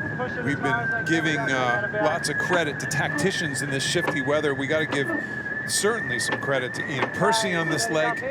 I don't think we can hear his volume as much as we can hear Outridge's, but he's nailed this leg. I mean, this is a really tight, if you remember going back to that gate, this is a very close race, one close cross, and you don't make this big a gain just on boat speed. There's a lot of, there's big wind shifts out there, and the man staring right at us with the beard, Ian Percy, has certainly knocked it off on this leg with regard to wind shifts. So a great leg 3 for the Swedes. Grinders hard at work, and the boat flying partially as a consequence. They are ripping around the gate. And just look at the smoothness of that maneuver. The hull's so stable. And for the first time really here in Bermuda, the Americans put on the back foot. Yeah, they ate up a 200-something meter lead yesterday quickly, but boy, Artemis, who again is on one win, as are the French in this series, look to be trying to double up their win effort very quickly with a nice lead right now. Right out in the open water and enjoying themselves at this point. The Swedes in cruise control, seemingly. This is when you make choices sometimes to have your lead possibly evaporate a little bit just to go over and get in touch. Let's end it's as a match racer, you say it's time to end this thing. By ending this thing, let's go over and get in similar water that the other boat is in. Maybe it's jibing twice, but we have a big enough lead. Certainly the comfort, you see those handles back there on Outeridge's steering wheel, odd-shaped steering wheel. They're jibing early from the boundary. They're just getting themselves, in the old basketball analogy, between the man and the hoop.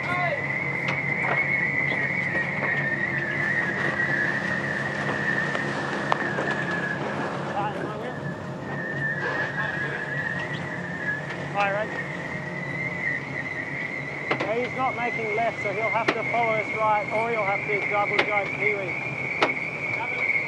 Again, that bow down trim, that kind of interesting praying mantis-like trim on the boats, the way they're sailing it. It's a windage thing, it's drag, it's windage, it's stability, it's actually increasing the righting moment of the boat. It's just, look at that, see the bow down, the weather bow actually pointing down towards the water.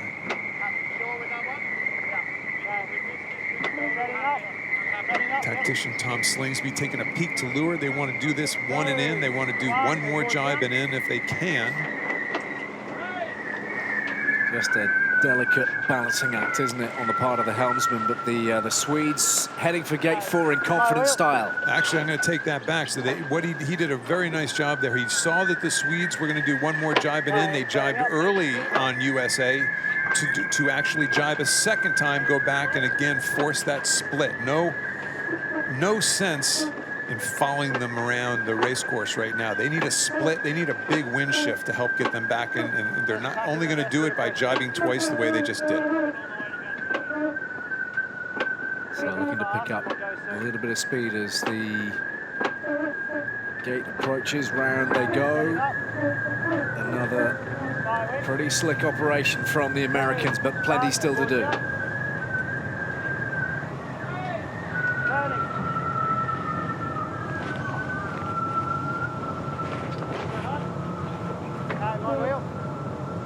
So at the moment, quite a disparity in speed between the two crews. The Americans closing the gap slowly but surely. What they'll be looking for is a right-hand shift out here on this side of the race course. And Joey Newton, do we see a miracle puff out there for your boys right now? I think they'd like one, Kenny, but I'm not seeing one out here on the right. And Artemis have got enough of a lead now where they're just putting a loose cover on them. They've got to, getting in front, you'll see them tack pretty soon and not give Tom Slingsby and Jimmy any leverage. Putting a loose cover on them, Joey. Talk us through that. Yeah, exactly, Ali. What they want to do is just make sure that they're in between their opponent and the mark. So they'll just make sure they'll tack pretty soon, and that really gives Oracle nowhere to go. Okay, so in a way, it's a sort of blocking tactic. It's a security tactic. Exactly. It's just a way to do it. You protect your lead. You might spend a tiny bit of your lead, but you're sure you're going to be in front at the next mark. Right.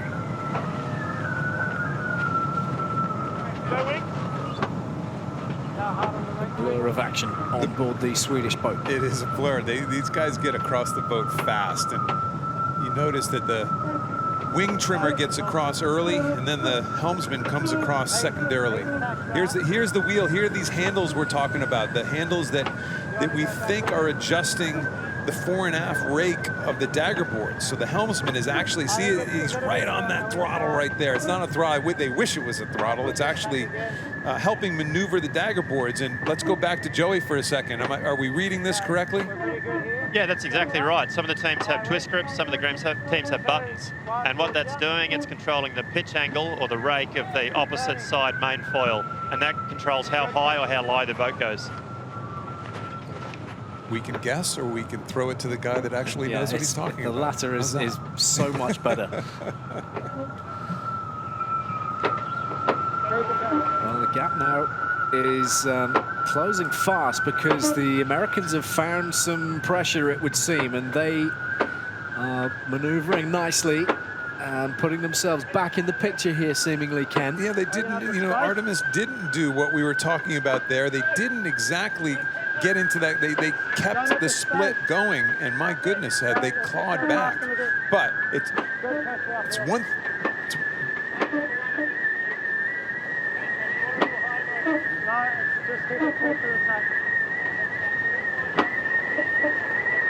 It's certainly one thing to close, it's another thing to pass, and we've seen that again and again.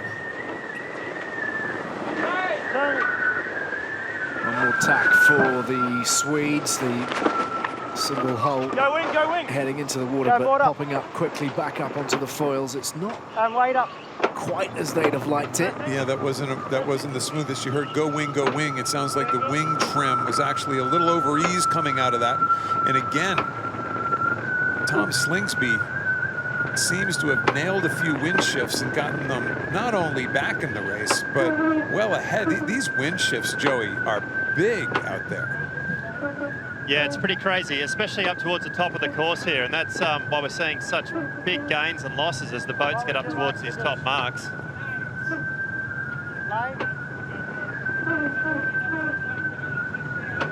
Just keep the boat going fast, and I think... Well, what a turnaround in fortunes for Oracle Team USA. The Americans now tearing up the top side of the course, and the foiling tack is a good one yet again from Jimmy Spithill and co. We have battle joined here as we head towards the last couple of legs, Ken. Yeah, it's very shifty. Joey Newton's calling it out on the course for us. Very shifty. They got back within almost 20 meters, almost poked their nose ahead at one stage, but the last final shift goes to Artemis. And we as sailors always talk about shifts are great, but it's the last shift that you need before a big mark. And the last shift went to Artemis, and off they go. They're gonna have themselves out. Really, the lead had gone to almost to zero, and here they're gonna have a couple hundred meters again in no time. You really think it'll be that quick and that much of a difference? Once they put that jibe in over on the other side of the course. Again, Joey, is there anything dramatic that we see out there right now with regard to wind pressure on one side versus the other? Not anything dramatic, Ken, but I just always think there's a little bit better breeze on the left where Artemis is at the moment, so I'd expect them to gain a little out of this split. Yeah, it went from 0 to almost 300 meters in no time again. Very shifty conditions, which makes it fun for us. It's not, for sure, not so fun for the tacticians, but fun for us as watching as we've seen so many passes today, and we almost saw another one here, but really nice recovery by Ian Percy, the tactician, and get themselves out into a nice lead again, and let's try to double our win points just in one race. That is the unpredictability of this sport. That is why so many people have turned up here in Bermuda in this wonderful setting to watch top sporting theatre. You're just not quite sure at any point what's going to unfold in front of you. And the Swedes now tearing away with a healthy gap opened up between themselves. Almost, is it 450, 460 meters well clear of the USA now? I mean, it was literally down to nothing, 3 minutes ago. Yeah, so it shows the unpredictability of these boats, and this venue will certainly lend itself to make for more exciting racing as we go on through this month. What you don't need to see is a parade, and certainly we're not seeing a parade in any of these races. We're seeing chances for everybody. Tight finishes thereafter. They definitely have a little Bermuda. What did you call them? The frogs? The Bermuda frogs? The tree frogs. Tree frogs. They're the things keeping you up at night, right? Well, they were. You soft sleeper. Now they're just part of life. Part of the woodwork. Yeah. A family almost now. Going softer between us and the mark. Into the final gate here for the Swedes, who will notch up another win shortly to add to the one that came yesterday against the Japanese. It was a narrow victory, but I think this performance, one that will confirm them as genuine challengers to the American crown. And reasonably necessary after that first race today. I mean, that would not have been a fun place to be in the Swedish camp after their race this morning. And this is nothing against the French, but let's face it, going into that race, there was a very clear favorite on paper. And that would have been a kind of a wake-up call maybe for the Swedes. And certainly they, starting right with a really good start by Nathan Outteridge, got himself in exactly the right position, kind of stuffed Jimmy Spithill, which is not easy to do. Got themselves to a lead, and they never looked back.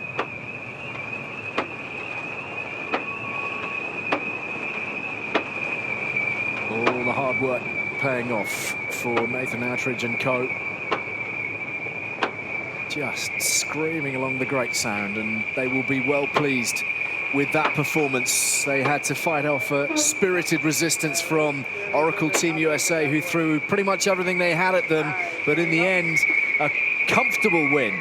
More than 700 meters clear, and Nathan Outteridge's Swedes cross the line in first place. I think that might even constitute a flyby. It's unbelievable how these boats react sometimes to the strangest of maneuvers. And I mean, you thought the thing was going to flip over the wrong way there for a second. It's really, obviously there was no panic on board the boat. They didn't think it was a drama, but for those of us watching, certainly it looked a little bizarre. So a first defeat of the regatta for the defenders of the America's Cup. Oracle Team USA and Jimmy Spithill, well beaten in the end. Not too long ago in the race, they were right in the mixer. But the Swedes too strong on this particular occasion. There's confirmation of how it broke down. You can see how tight it was at the start. Yeah, a little comeback on leg 5, but then the big stretch, the big stretch toward the end of the race. It was a close race that didn't look too close when it was all said and done.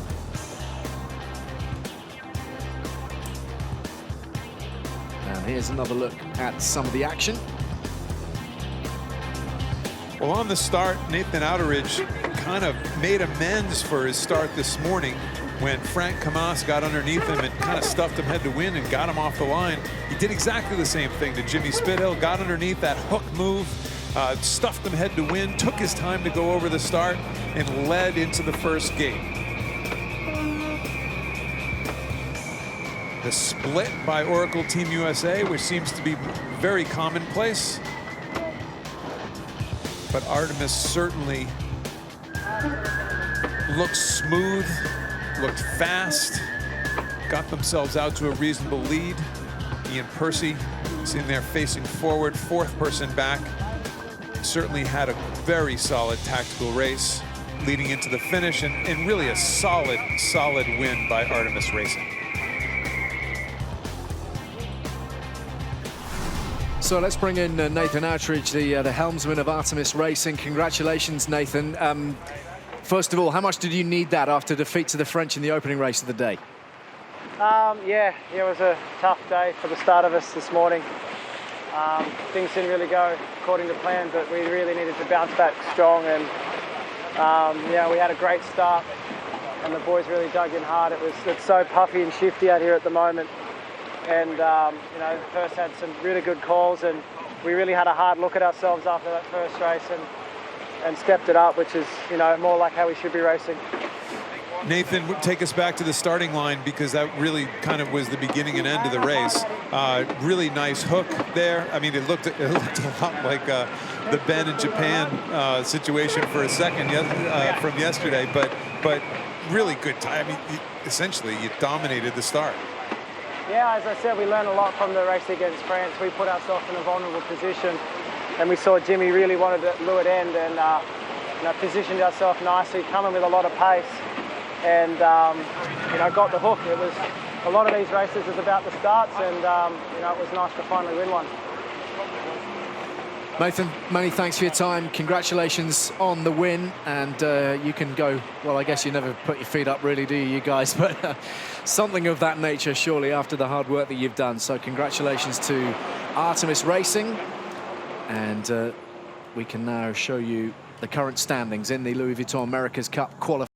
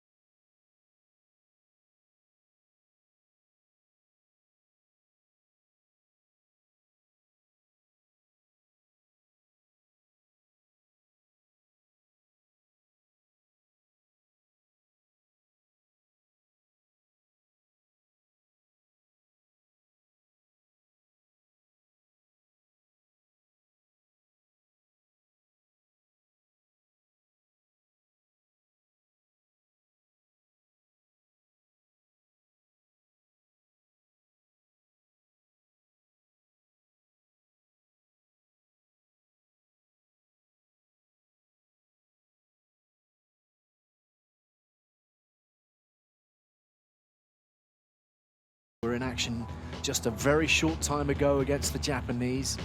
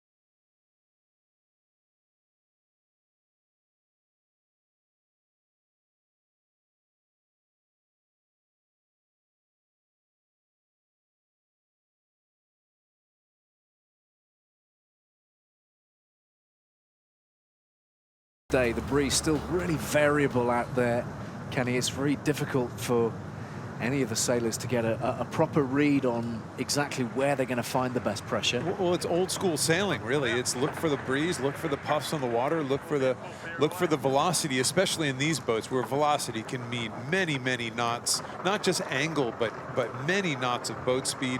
So it's a bit of old school sailing in a new world, and that's good. That's all good. I think we all, as tried and true sailors, like seeing when wind shifts matter, and it's not just pure boat speed. And hopefully we're going to see another great one coming up with these two powerhouses. And just look at this venue. It is sensational. A small little boat coming into the dock there. Is that yours? That's It's my father arriving. I think he might have a berth for you. Time will tell. No tree frogs on that.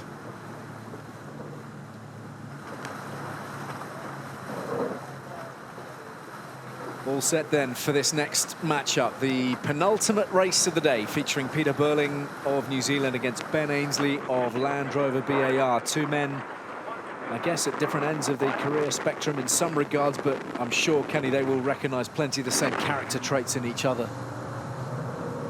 Boy, New Zealand very close to being into that box early. I don't see any, oh, a penalty, there we go, a penalty on Team New Zealand. They crossed over that imaginary line where it says NZL up there.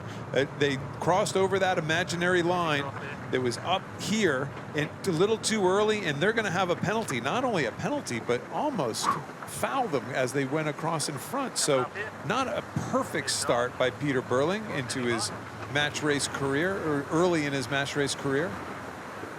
So that a simple timing error? That is absolutely a timing error, and maybe we throw down to our chief umpire, Richard Slater.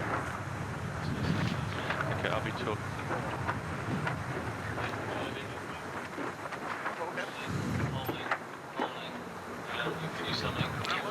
Yes, New Zealand entered the pre-start area early, so been penalised for early entry.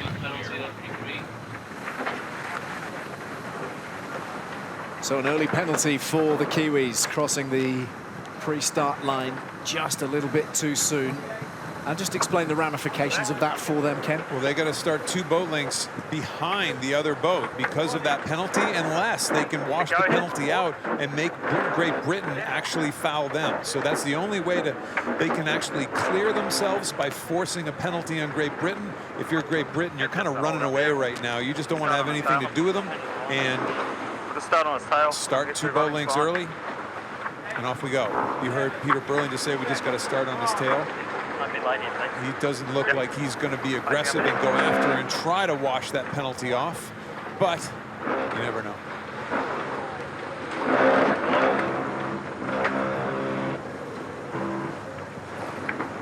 So 13. It's just boxing, clever at the moment, trying to negotiate their start position. Again, you'll see Ainsley just taking his time here. He's going to want to slow the other boat down a little bit. Make sure you're going fast off the starting line if you're Ben Ainsley. As soon as there it goes, the penalty goes away. 2 boat lengths has been achieved, and the race is up. Straight up on the foils, and the boat speed picking up all the time on this first reach to the mark. Emirates New Zealand. So New Zealand looking to just put that early penalty behind them. 34 knots of boat speed on New Zealand, and only 31 on the British boat, so kind of zoomed right back in on this reach a little bit. Kiwis are not slow. Chatter about the speed of the British boat in advance of racing here in Bermuda, but this looks pretty speedy in the early exchanges, and Sir Ben Ainsley taking an interesting path past the first mark. Joey Newton, unforced error by the youngster going into that start. Yeah, it sure was, Ken. Pretty inexcusable, that one. It's one that you've done plenty of match racing. You know, we've all done it once or twice, but at this level, you should never be early for entry. And you see them 2 boat lengths behind. It's a pretty tough place to start this race. Time will tell just exactly how much it cost them. Peter Burling always glancing over at Sir Ben Ainsley. He's keeping a very, very close eye on what that other boat is up to. The Kiwis are quick, there's no doubt. They've made a couple errors, but they keep kind of zooming right back into play. They're actually going a little bit lower and a little bit faster than the Brits right now. Can they make it stick, though, before they get to the mark? Will Ainsley get aggressive here and actually luff it? Well, we know what that means. The Japanese know exactly what that means. The grinders probably have the scars Ainsley's going to as have well. to split because these guys are in the box early, but he doesn't do it. He decides to force them into a tight rounding. Really fast, the Kiwis on that leg. They started well behind and went rumbling by. Not the cleanest of turns for the British boat. Just losing a handful of key meters. And Ainsley might have thought there was no sense in being aggressive and actually luffing him well before they got into that circle. He has an overlap at this stage, but once you get into the 3-boat length circle, the boat on the inside, which is the Kiwis, have right away to round unobstructed. Ainsley decides not to jibe and do the split at the other mark and get a little high, a little low, and a little unstable.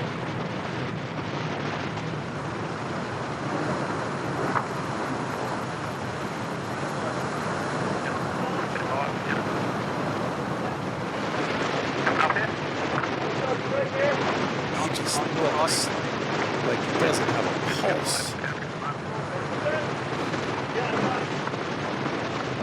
Youngest sailor at the 2008 Olympics. These are Beijing. buttons, so they don't have the handles on this boat. They have buttons all over the place. You see them pushing buttons all the time. So they have definitely a different philosophy on how to control the boards and what the helmsman's actually doing on the boat versus what a lot of the other boats have gone to. A lot of times as a helmsman, once you kind of get your system sorted and get comfortable with it, you don't want to make a change. Even though there may be some dramatic improvements out there available, sometimes you say, nope, I'm good. I'm cool with what I got. I'm used to it. I'm ready to go. I guess as well, it's a timing issue too. You can see that 11th hour racing, very often 11th hour changes don't make for a settled team unit. That's a fair point. Look at, there was a right-hand wind shift that the Kiwis got there over the last 30 seconds or so. Went from a fairly close race to all of a sudden 150 meters ahead.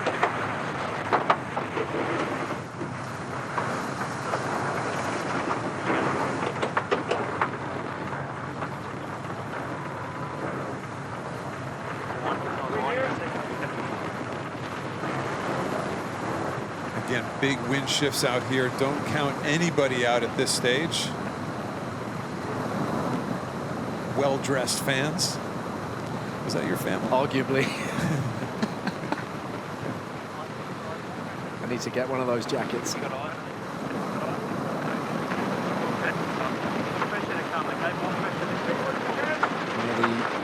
margin that the Kiwis hold now over Great Britain is drastically reduced. But dramatic wind shift. Look at the angle by this boat here and the angle by that boat down at the bottom. All of a sudden, this was a 150-meter race that turned into about 50 in no time. Again, big wind shifts out on the race course, and traditional match racing tactics by Emirates Team New Zealand, tacking right straight on top of and using the wing wash to affect the breaths. And so smooth. So smooth on the tack.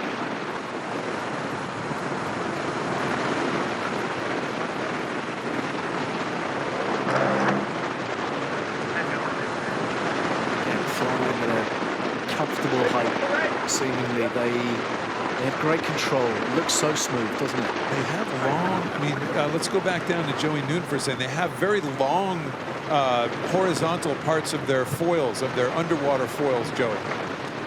Yeah, they do, Ken.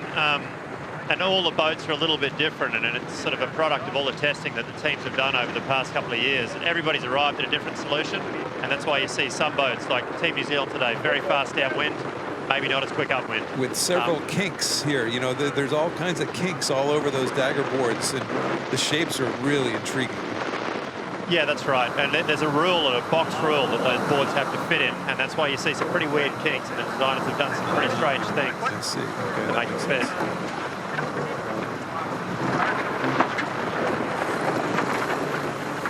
Tell you, Ainsley's got right back into it, but this is where he struggled several times, even in the practice session the other day. Going around weather gates, he ends up crashing back, bow down into the water more times than not. He did it yet again, and struggling out of it. Really been set back there, haven't they? I mean, virtually stalling.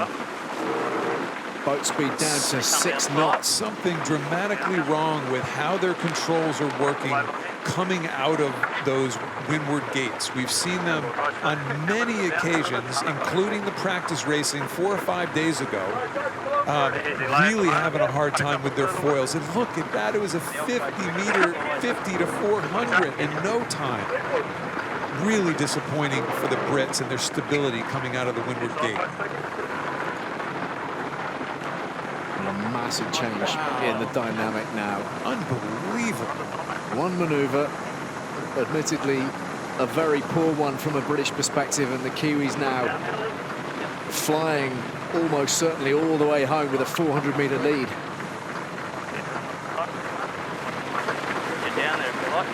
Again, the contrasting styles between New Zealand and their cyclors. Yeah, nobody can tell me that the guys on the left-hand side aren't way better windage-wise. Whether they're producing the estimated, it sure looks like they have comfortable power on that left side compared to kind of a herky-jerky power on the right-hand side.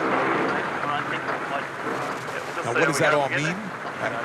That's a whole other set of questions.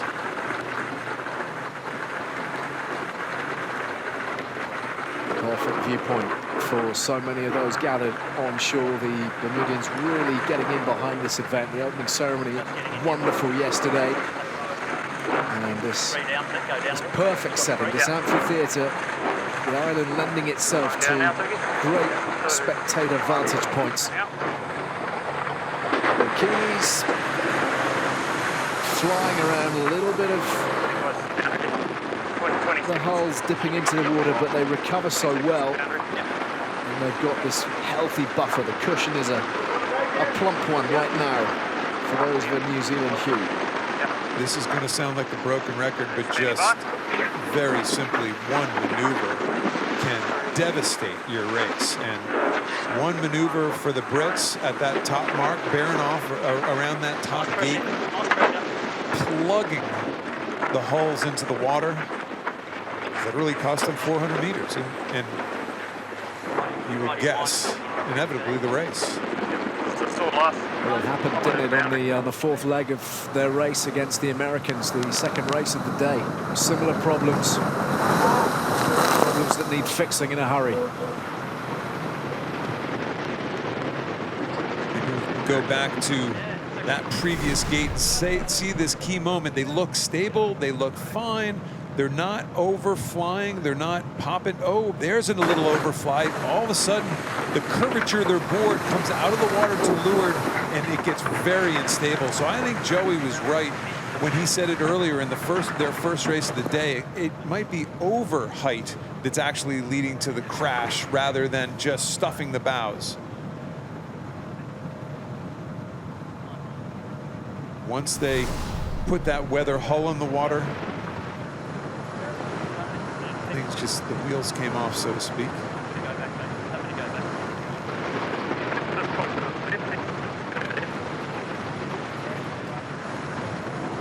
So this is serene progress at this point for Peter Burling and the Kiwis. You keep keying in on these steering wheels, and again, those buttons, look at those buttons all over the steering wheel. What those buttons actually do, we may never know, and we may never know, period.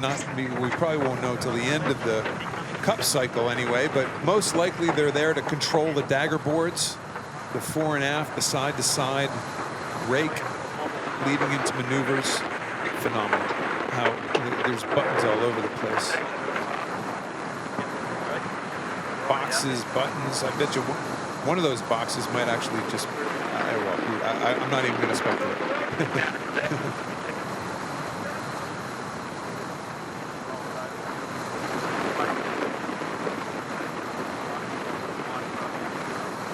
So Emirates Team New Zealand stretching up towards the next gate, and they are closing in on victory. A spirited bit of resistance from Sir Ben Ainslie and co, but this is looking like a bit of a cakewalk from here. This is where they've clearly given up a little bit of their lead in order to stay completely in sync with Ainslie, make sure they're on the same side of the race course. There have been huge wind shifts out here, and clearly these guys made the made the mental notes this morning that if they got ahead, they were going to stay in the same water. They were not going to take the chance of splitting, and it looks like they have a nice little cover on the Brits leading into gate number 5.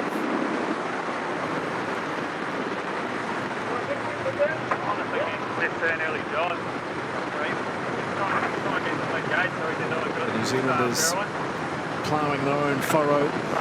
We know how they like to go about their business, and in advance of this regatta here, so much talk about their lack of match racing in comparison to those who've been out on the Great Sound here in Bermuda beforehand, testing each other, pitting their wits against each other. They've done none of that, New Zealand.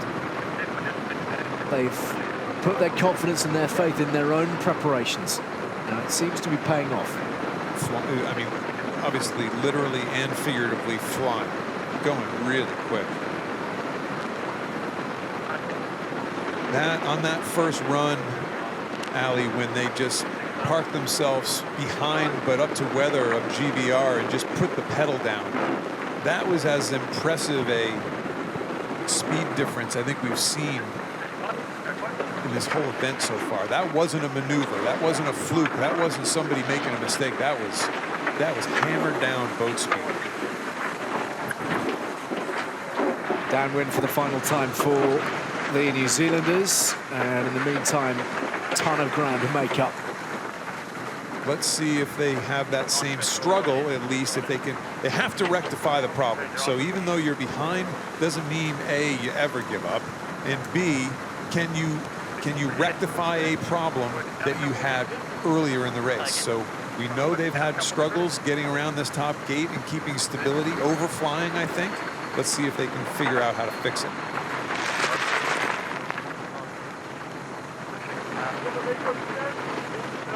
Well, one last chance to see that happen in front of us here. British boat rounding the gate. And this a test of their technique. Again, a pretty high flight, but a stable flight.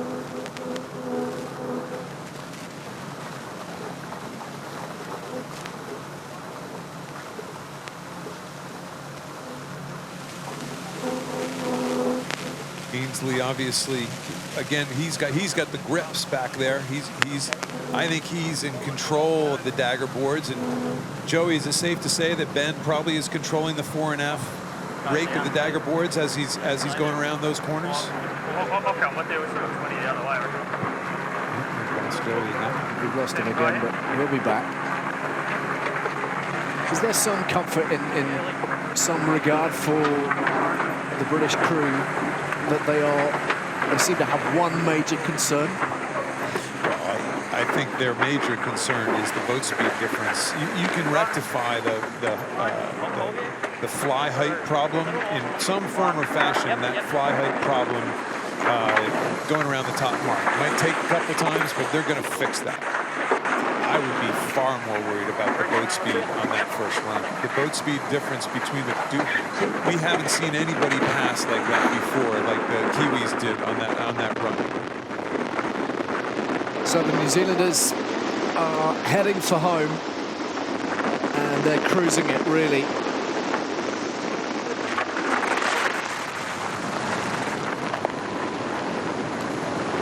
Just a little bit of a dip before the finish. Yeah, and that's a lot of that is on Glenn Ashby. I mean, and not on them. They like sailing that weather hull so far angled down. Ashby is as in control of that as anybody. He's controlling the wing. He's controlling the power source in order to keep that hull out of the water. So, again, I know I've said this plenty of times before, but Glenn Ashby thought to be one of the most talented, if not the most talented, multi-hull sailor on the planet. This is obviously a new environment, but it's a good guy to have on your side, I'm guessing.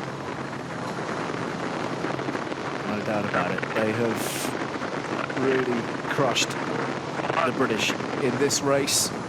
They have found wonderful boat speed, and Emirates Team New Zealand head across the finish line with another win to their name. 2 from 2 today, 3 in total, and they are looking in dangerous form, I would suggest. Everybody will be keeping a very close eye on Peter Burling and the rest of his Kiwi crew. Terrific victory. And you need to look a long way back to find Sir Ben Ainsley. Isn't it a great feature when you finish the race and you have to keep pumping the hydraulic fluid? You can't stop and even shake hands with your buddy. The boats do not sail without hydraulic pressure. They don't, the wing doesn't trim, the foils don't work. You have to keep that pressure on. What's going through the head of this guy? Rather stony-faced Ben Ainsley. They've got a little bit to address, and today has not panned out as they'd have liked it. Although I guess, you know, you could look at it from the other perspective, from where they were last night with a gaping chasm in the base of one of their hulls. To be out on the water at all is something of a triumph, but they set their standards very high and they've fallen well short today.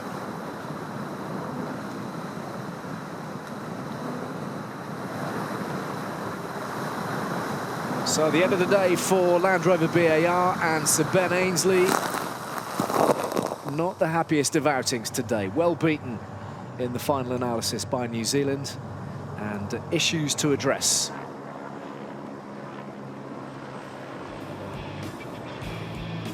So the summary of the race we have just seen, a real tussle at the outset, and then the Kiwis taking that stranglehold. Well, the unforced error by the kid, you know, entering the start box early, like Joey said, it's really, that's a bad error.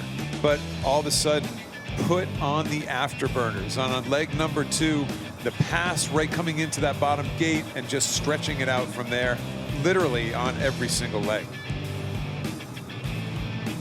So here are the results from the rest of the day. We'll look at those in a moment or two. First of all, the penalty. Yeah, they came into the start box early, right there. They just touched. They go over that imaginary line, and that's all it takes.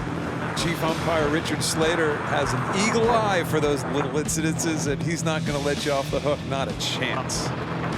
Leg 2, here's the afterburners. Here's they're well behind. They're 2 or 3 boat lengths behind and with a worse angle. So they're not only going faster, but they're running deeper. It's actually, this is a big pass. This is a great look for Emirates Team New Zealand, but for Land Rover BAR, that's a bit of a scary moment. And this is a scary moment too. This is that control issue that they've clearly had problems with coming out of that upper gate, having stability issues, either overflying or underflying, all turned into pretty large margin, as large a margin as we've seen today by the Kiwis over the bricks. So a fine win for Peter Burling and the rest of his crew. Looking in fine form, and here's confirmation of all the results that we've had so far. One more race to come as Japan take on the USA, but a second win of the day for Emirates Team New Zealand, the British suffering their second consecutive defeat as well. So let's have a word with Peter Burling, the helmsman on board Emirates Team New Zealand. Peter, a great recovery from the start, and the penalty, you must be thrilled with that, because in the end, well, you thrashed them. Yeah, no, it was great to come away with a win there. You know, Ben's been showing a high confidence after, you know, that crash yesterday and everything else. But no, it was a bit of a shame we were a little early on that entry, and no, it was just something that we're, you know, obviously practicing, checking our systems, and no, I'd definitely prefer to have that against him than against some of the other guys. But, you know, the boys just ground back and we fought our way back into it, got some nice shifts up the feed, and used our boat speed, so we're really happy. So Peter, boat speed, that's what I want to talk about. That first run going into gate number 1, I guess, that was boat speed. That was, you're not in a great position. That's not just faster, but that's lower and faster.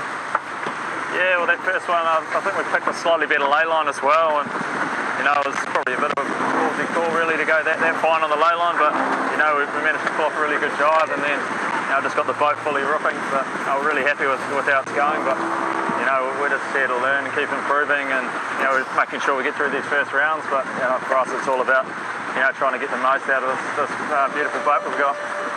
Peter, many congratulations. Well done today. 2 wins from 2, and the win from yesterday to add to that tally as well.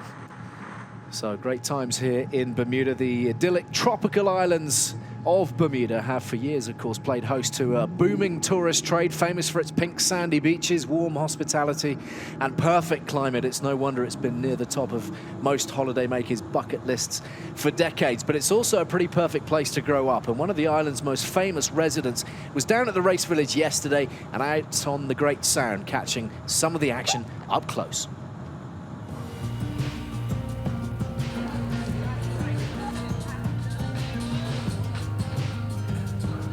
This America's Cup in Bermuda is the most important, most extravagant, largest, greatest event that's happened in Bermuda in my lifetime, and certainly has happened in a very long time.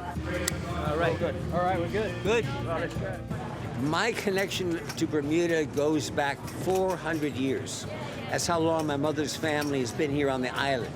As somebody who's a gypsy by trade, you know, my work takes me all over the world. Bermuda's sort of been my home. I had my first birthday here in 1945. Came back many summers. My wife, Catherine, and I lived here for 10 years. We raised our children, and we have a home here now. So it's a long time love of this island.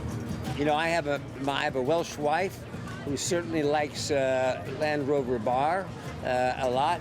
As an American, Oracle is great. And you never know what's going to happen. I mean, certainly after what happened in San Francisco. So, yeah, a chance to be up close and personal is really a treat and a joy.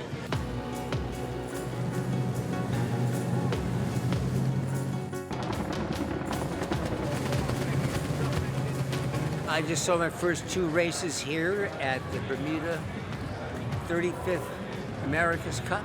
Pretty spectacular. Down to, you can see the white mark. Thanks to Russell Coutts so much for letting me come out and get a close-up look at these guys. It's incredible. Got a boat here with 4 engines on it. Could hardly keep up with our racing sailboats. It's just hard to imagine sailboats that are traveling 3 times faster than the wind. It's just kind of awe-inspiring in terms of what technique you come up with now. Well, I think we got half of Bermuda's here today. The other half will be here tomorrow. You know, Bermuda's behind us 100%. They're so proud. This is the biggest thing that's happened to them in 100 years. Michael Douglas and his love of Bermuda. We are ready for race number 12 in the Louis Vuitton.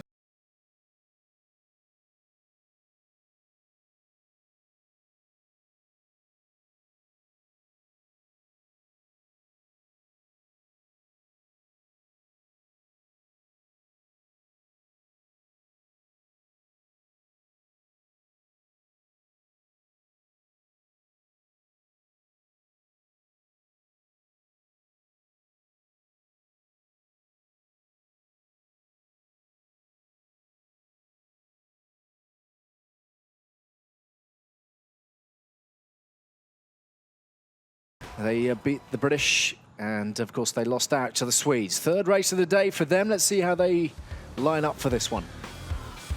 USA has been dominant, but they just suffered their first defeat.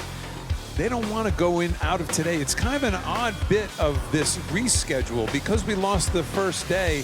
The way the reschedules work, here they're racing 3 times in a day. These guys are going to be tired, but they don't want to leave today with a 1-2 record. I can tell you that.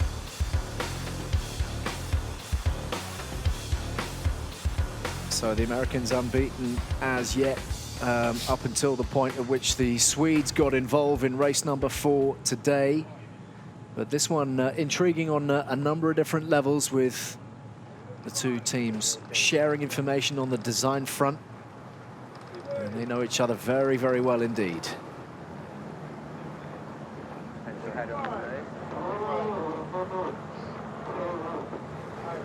Racing nearly done for the day. Just one last squabble to sort out. Will it be Dean Barker or Jimmy Spithill who sleeps better this evening? Really fascinating dynamic of this race, Kenny, that the 2 teams sharing their design information. The 2 boats really very similar in structure and software. they've really become almost stablemates for each other. They've done a lot of testing and training together for the last, I think, year and a half. They know each other well. I guess there's no other way to say it.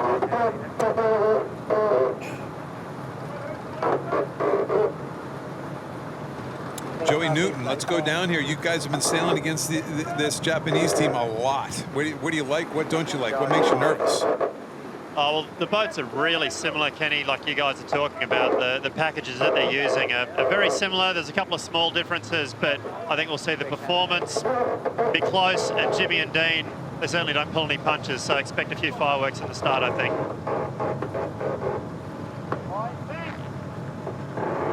So I guess the time for friendship and collaboration comes to a close at this point, Ken. Amen. But we see some odd strategy here coming right out of the blocks. Look at this. Hit it, boys.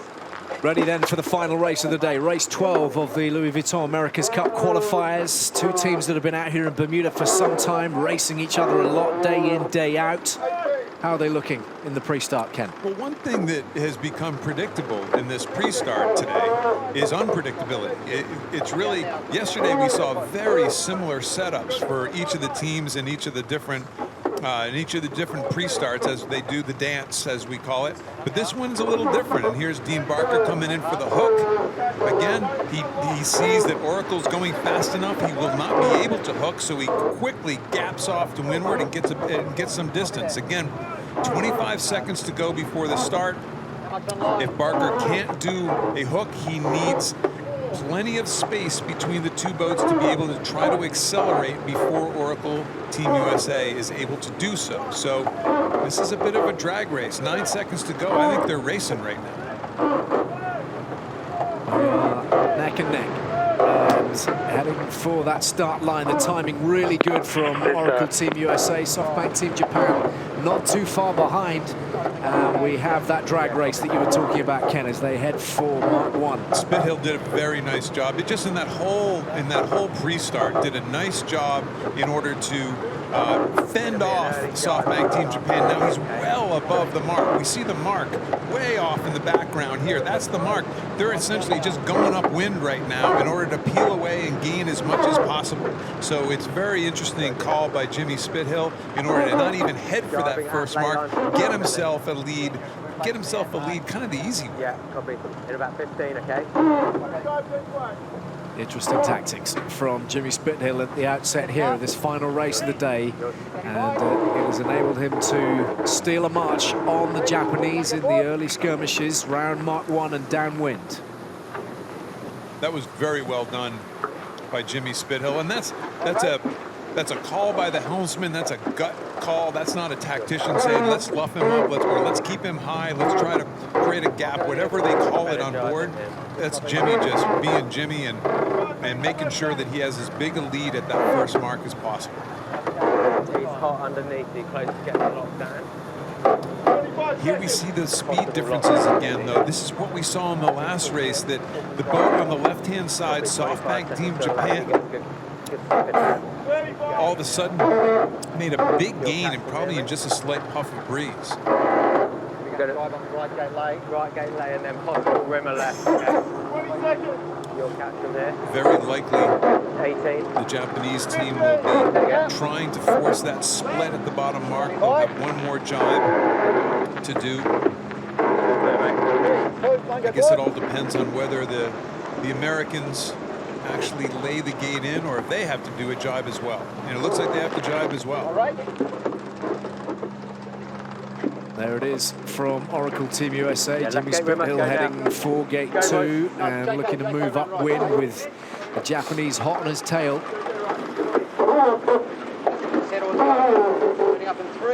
Now, some people will wonder why SoftBank Team Japan didn't split right there. And Joey, I'm guessing is because if you do too many maneuvers in a row, you run out of hydraulic power and get yourself in trouble.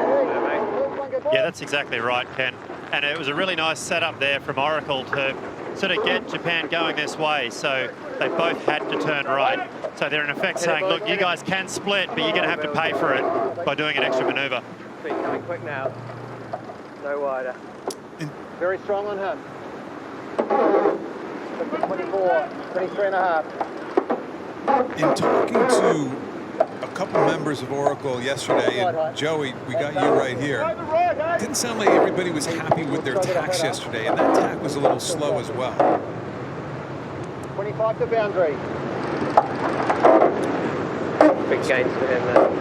I think for the time being, Want to get out of here? worth mentioning, I'm afraid the cameras on board Oracle Team USA are not functioning for us just at the moment, so we're concentrating for now on SoftBank Team Japan when we are on board. We're going to tack over onto starboard tack, and I'll tell you what, they're going to be very close to getting a piece of the Americans.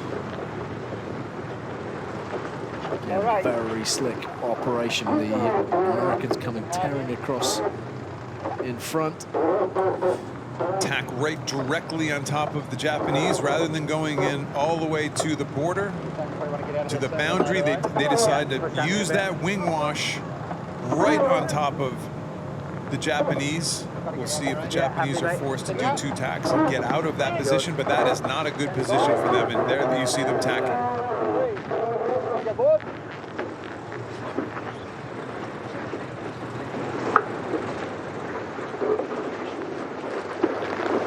Light here, mate.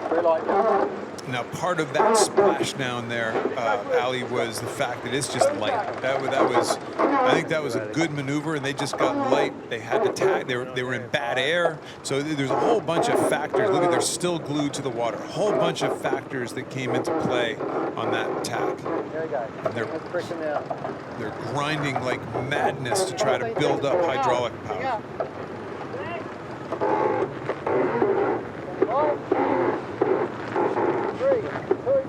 So these two boats, very much of a similar structure. Just exactly, I'm intrigued by this notion that they're hot competitors. They want to win more than anything else, Kenny, and yet still they've agreed, or they previously agreed, to make sure that they could work together for the benefit of each other, I suppose. So how does that dynamic work? Well, it's working within the rules, first of all, and the protocol, and how they had to set up the teams and what the rules allow that teams can actually share or not share. But I think in this case, this is a situation where the Japanese and SoftBank wanted to be in the America's Cup, and Oracle Team USA made it really enticing for them to come in. Hey, come play with us and we'll help you out, and hopefully the Japanese are around for a long time. I mean, that's really the goal. That's the goal of Russell Coates and his whole team. They want teams around for a long time.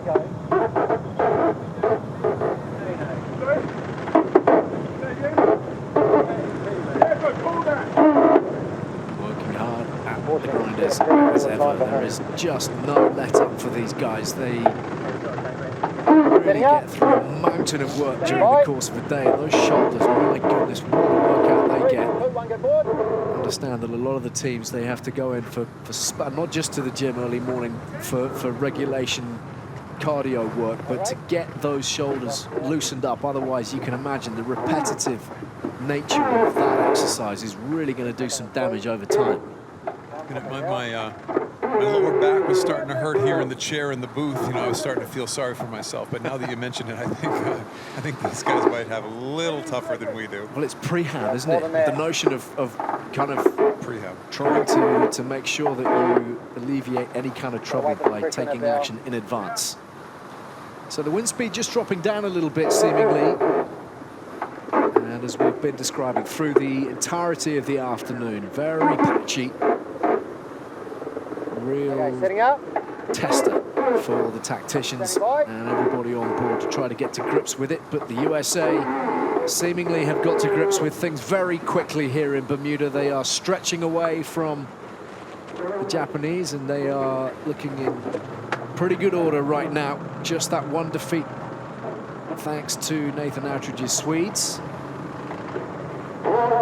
How much of an advantage, meaningful advantage, Kenny, would that give to them if they could snaffle that bonus point effectively and head straight to the match, one up? Oh my goodness, it would be huge, and you know that is a major part of what the American team is thinking. If they can win this series, they take a win into the finals, or actually they take a win off the others, don't they? The other starts with a -1. So, by the way, this is a leg. That last upwind leg for Oracle Team USA was a mix of wind shifts and classic match racing. They absolutely planted it on SoftBank Team Japan a couple times in order to use that wing wash and get them out of sorts. Not only out of wind, out of the wind direction, out of the wind shifts, but they've been grinding a lot. They had to get low on power, which might have affected how the boat could actually sail. 20 seconds setting up. The speed still decent from the Japanese, but they are a long, long way back currently. Just look at that distance. Fabulous view from overhead. And the defenders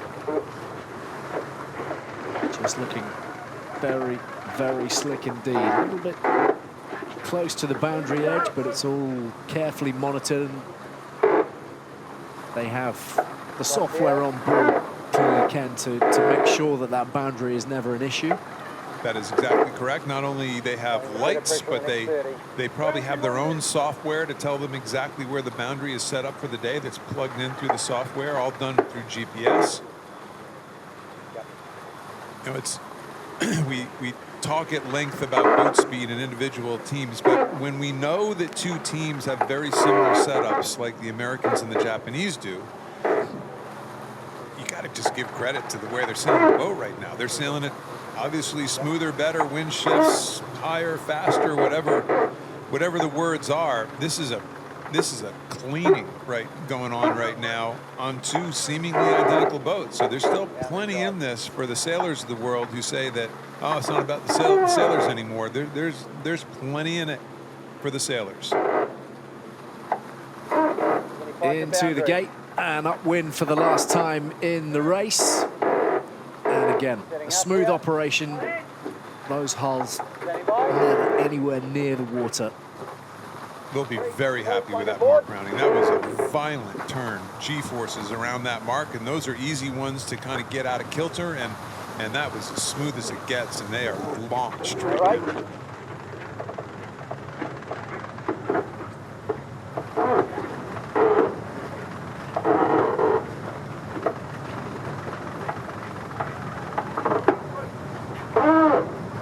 So a tale of two crews at this point. Japanese heading one way and the USA heading for victory in the other by a pretty sizable margin at this stage. There's going to be some disappointment for Dean Barker and the rest of his crew today, taken out by the Kiwis in the third race of the day. One poor tack really costing them on the third leg. You know, the Japanese got to, I'm not saying it's time to look over their shoulder, but they only have one win. The French only have one win. You can't count anybody out at this stage. 25 to boundary. Good pressure on the boundary. They've had their chances and have let a few leads get away, and 15. You know, Heading up. Got some soul searching to do. 25. 3, 2, 1, go board.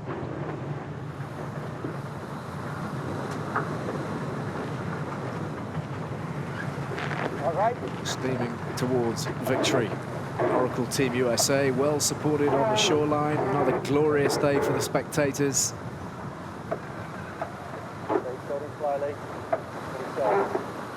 Worth mentioning too, Ken, the notion of these qualifiers with one team heading home, disappearing out of the equation, not part of the Challenger playoffs. And that can happen really quite quickly. We've got getting to the stage now where the qualifying table will begin to take shape by the end of today. Tightening up. I mean, this is going to turn into crunch time. In essence, they're almost halfway through the event. 40 to boundary with us.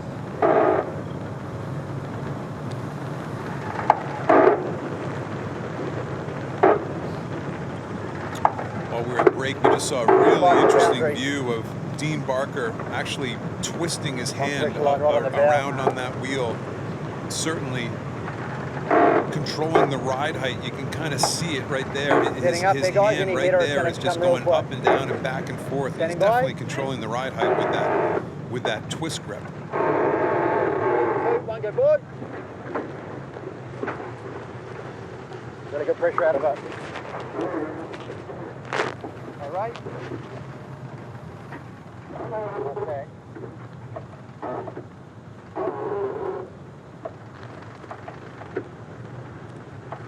Again, that bow down trim. Look at that. Everybody's pushing it. Everybody's pushing the same trim mode. The weather bow is kissing the water. The bow closest to us, and certainly, again, as we talked about before with Joey, this is windage. This is adding some stability. It's adding righting moment. It's doing a variety of things. Joey, you want to add anything to that? What else is that bow down trim doing for the boats? Well, it's doing all the things you said, but the one point to remember with it is that when you've got a bow down trim upwind and you're doing 25 knots, the rudders have got so much lift, so the boat looks bow down. You go downwind, you're going faster, all of a sudden you've got more lift, and the boat may become so uncontrollable you can't sail it. So the fine line that all these boats are pushing is how much bow down can you have upwind and still get to the bottom mark in good shape. Just the more you talk, the more we hear from Joey on the technicals like that. You realise what a monumental job all these helmsmen have in terms of the decisions they're making on a consistent basis through the course of these races as they round gate 5, and it's downwind for the final time in the race and heading for victory in some style.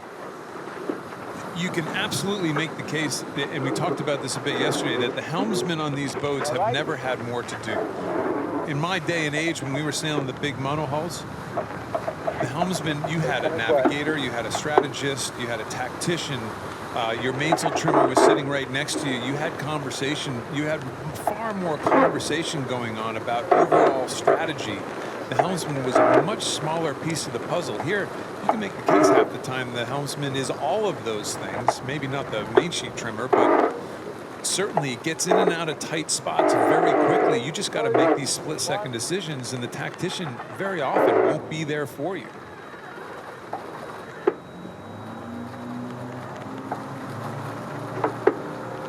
Probably 30 seconds to boundary with us. Go. Okay, setting up.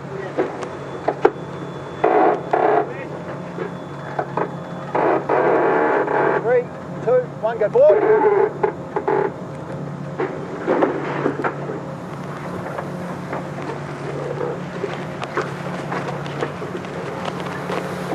Yeah, it looks like, I mean, we're sitting here waiting for something to look dramatic because the lead is so dramatic. And this is a slick operation. Just a couple little mistakes and maybe a wind shift or two, and all of a sudden things went bad. They definitely got themselves in a light air zone on that first long beat. Never really recovered. You see the winch, one of the few boats with an actual winch up on deck. I'm sure that's all custom, but a lot of these boats have had wing controls below the deck or even hydraulic wing controls. They actually have a rope on that boat. There the leaders steaming along the Great Sound here in Bermuda. It's a wonderful sight, and they will be feeling very, very content. You can see there is a degree of relaxation about what's going on for a very short time before the cycling begins and the grinding starts all over again. Tom Slingsby all the way in the back of the boat there on his cycle downwind. That's become fairly common sight. They want to get their weight back aft, so they're actually carrying some extra grinding equipment, that extra weight of the grinding equipment in the back of the boat in order to get Tom Slingsby's weight all the way aft. That, of course, the most obvious of the differences between the two boats in terms of what we were talking about before, the design collaboration, the way they've worked together. Japanese don't have that cycler in the back. The Americans are sticking with that policy. And they don't look winded. I mean, like we talked about at the beginning of the day, the fitness level on all these boats, on all these teams is incredible. But this is their third race of the day. It kind of the weird scheduling glitch. The French only racing once today, and the Americans racing 3 times today.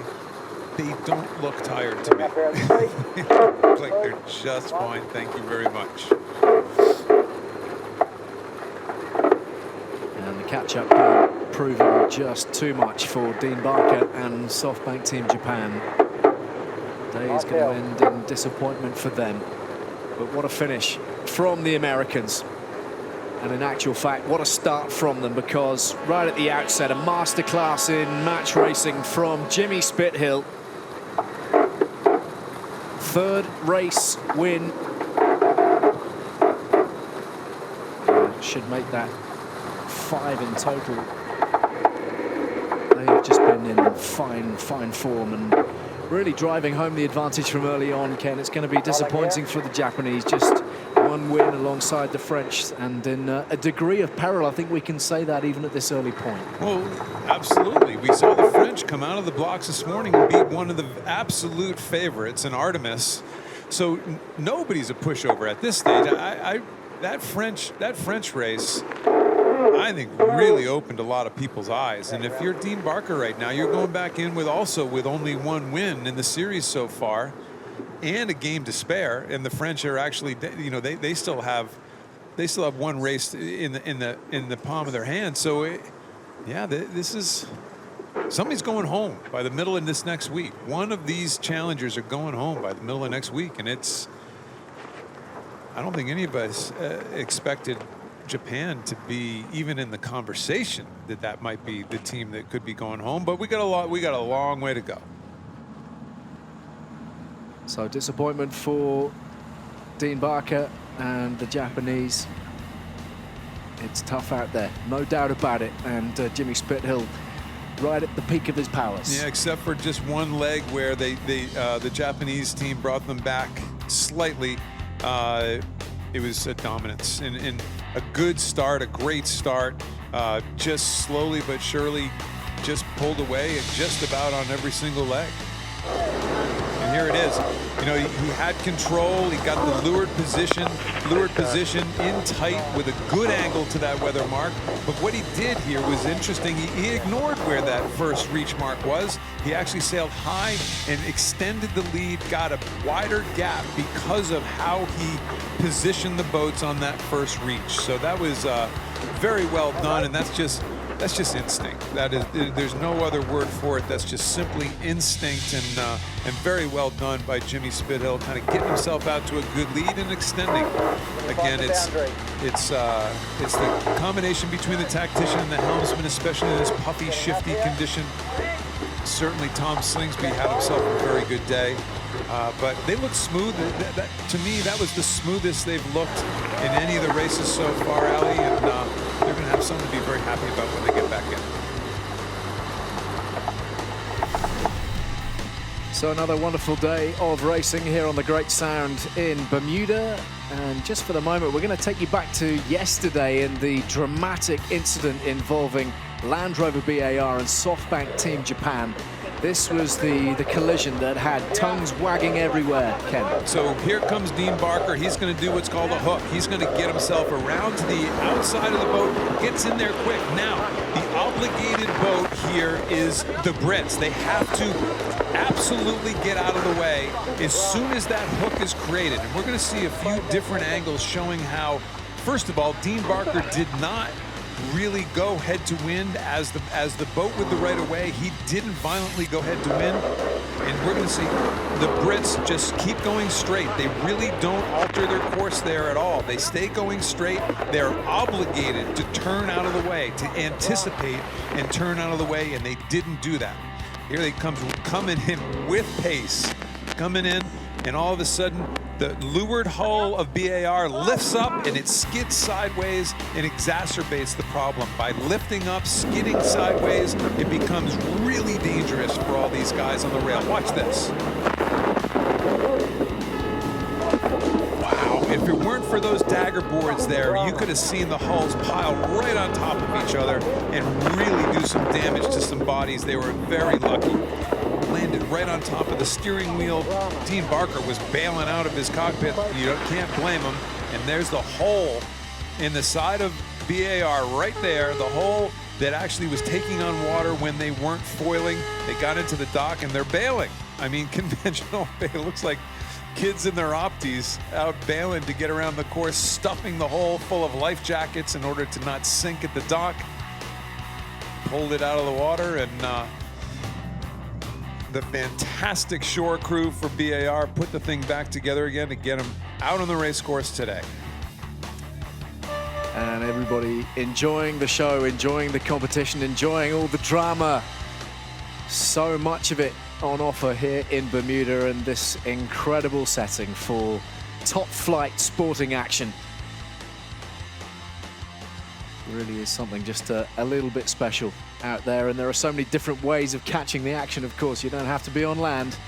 So many of them are seeing it from the water side as well. Here the results from the round robin stage here today in Bermuda. France with their first victory over the Swedes, and a couple of wins there for the USA in a day of heavy scheduling for them. 3 races in all. They lost out to the Swedes, but they beat Britain and Japan.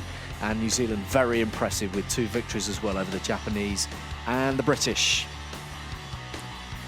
So all of that means that the standings look a little bit like this. USA, the defenders of the America's Cup, sitting pretty on top with 5 points, 4 wins from their 5 races here, and of course 1 point carried over from the World Series.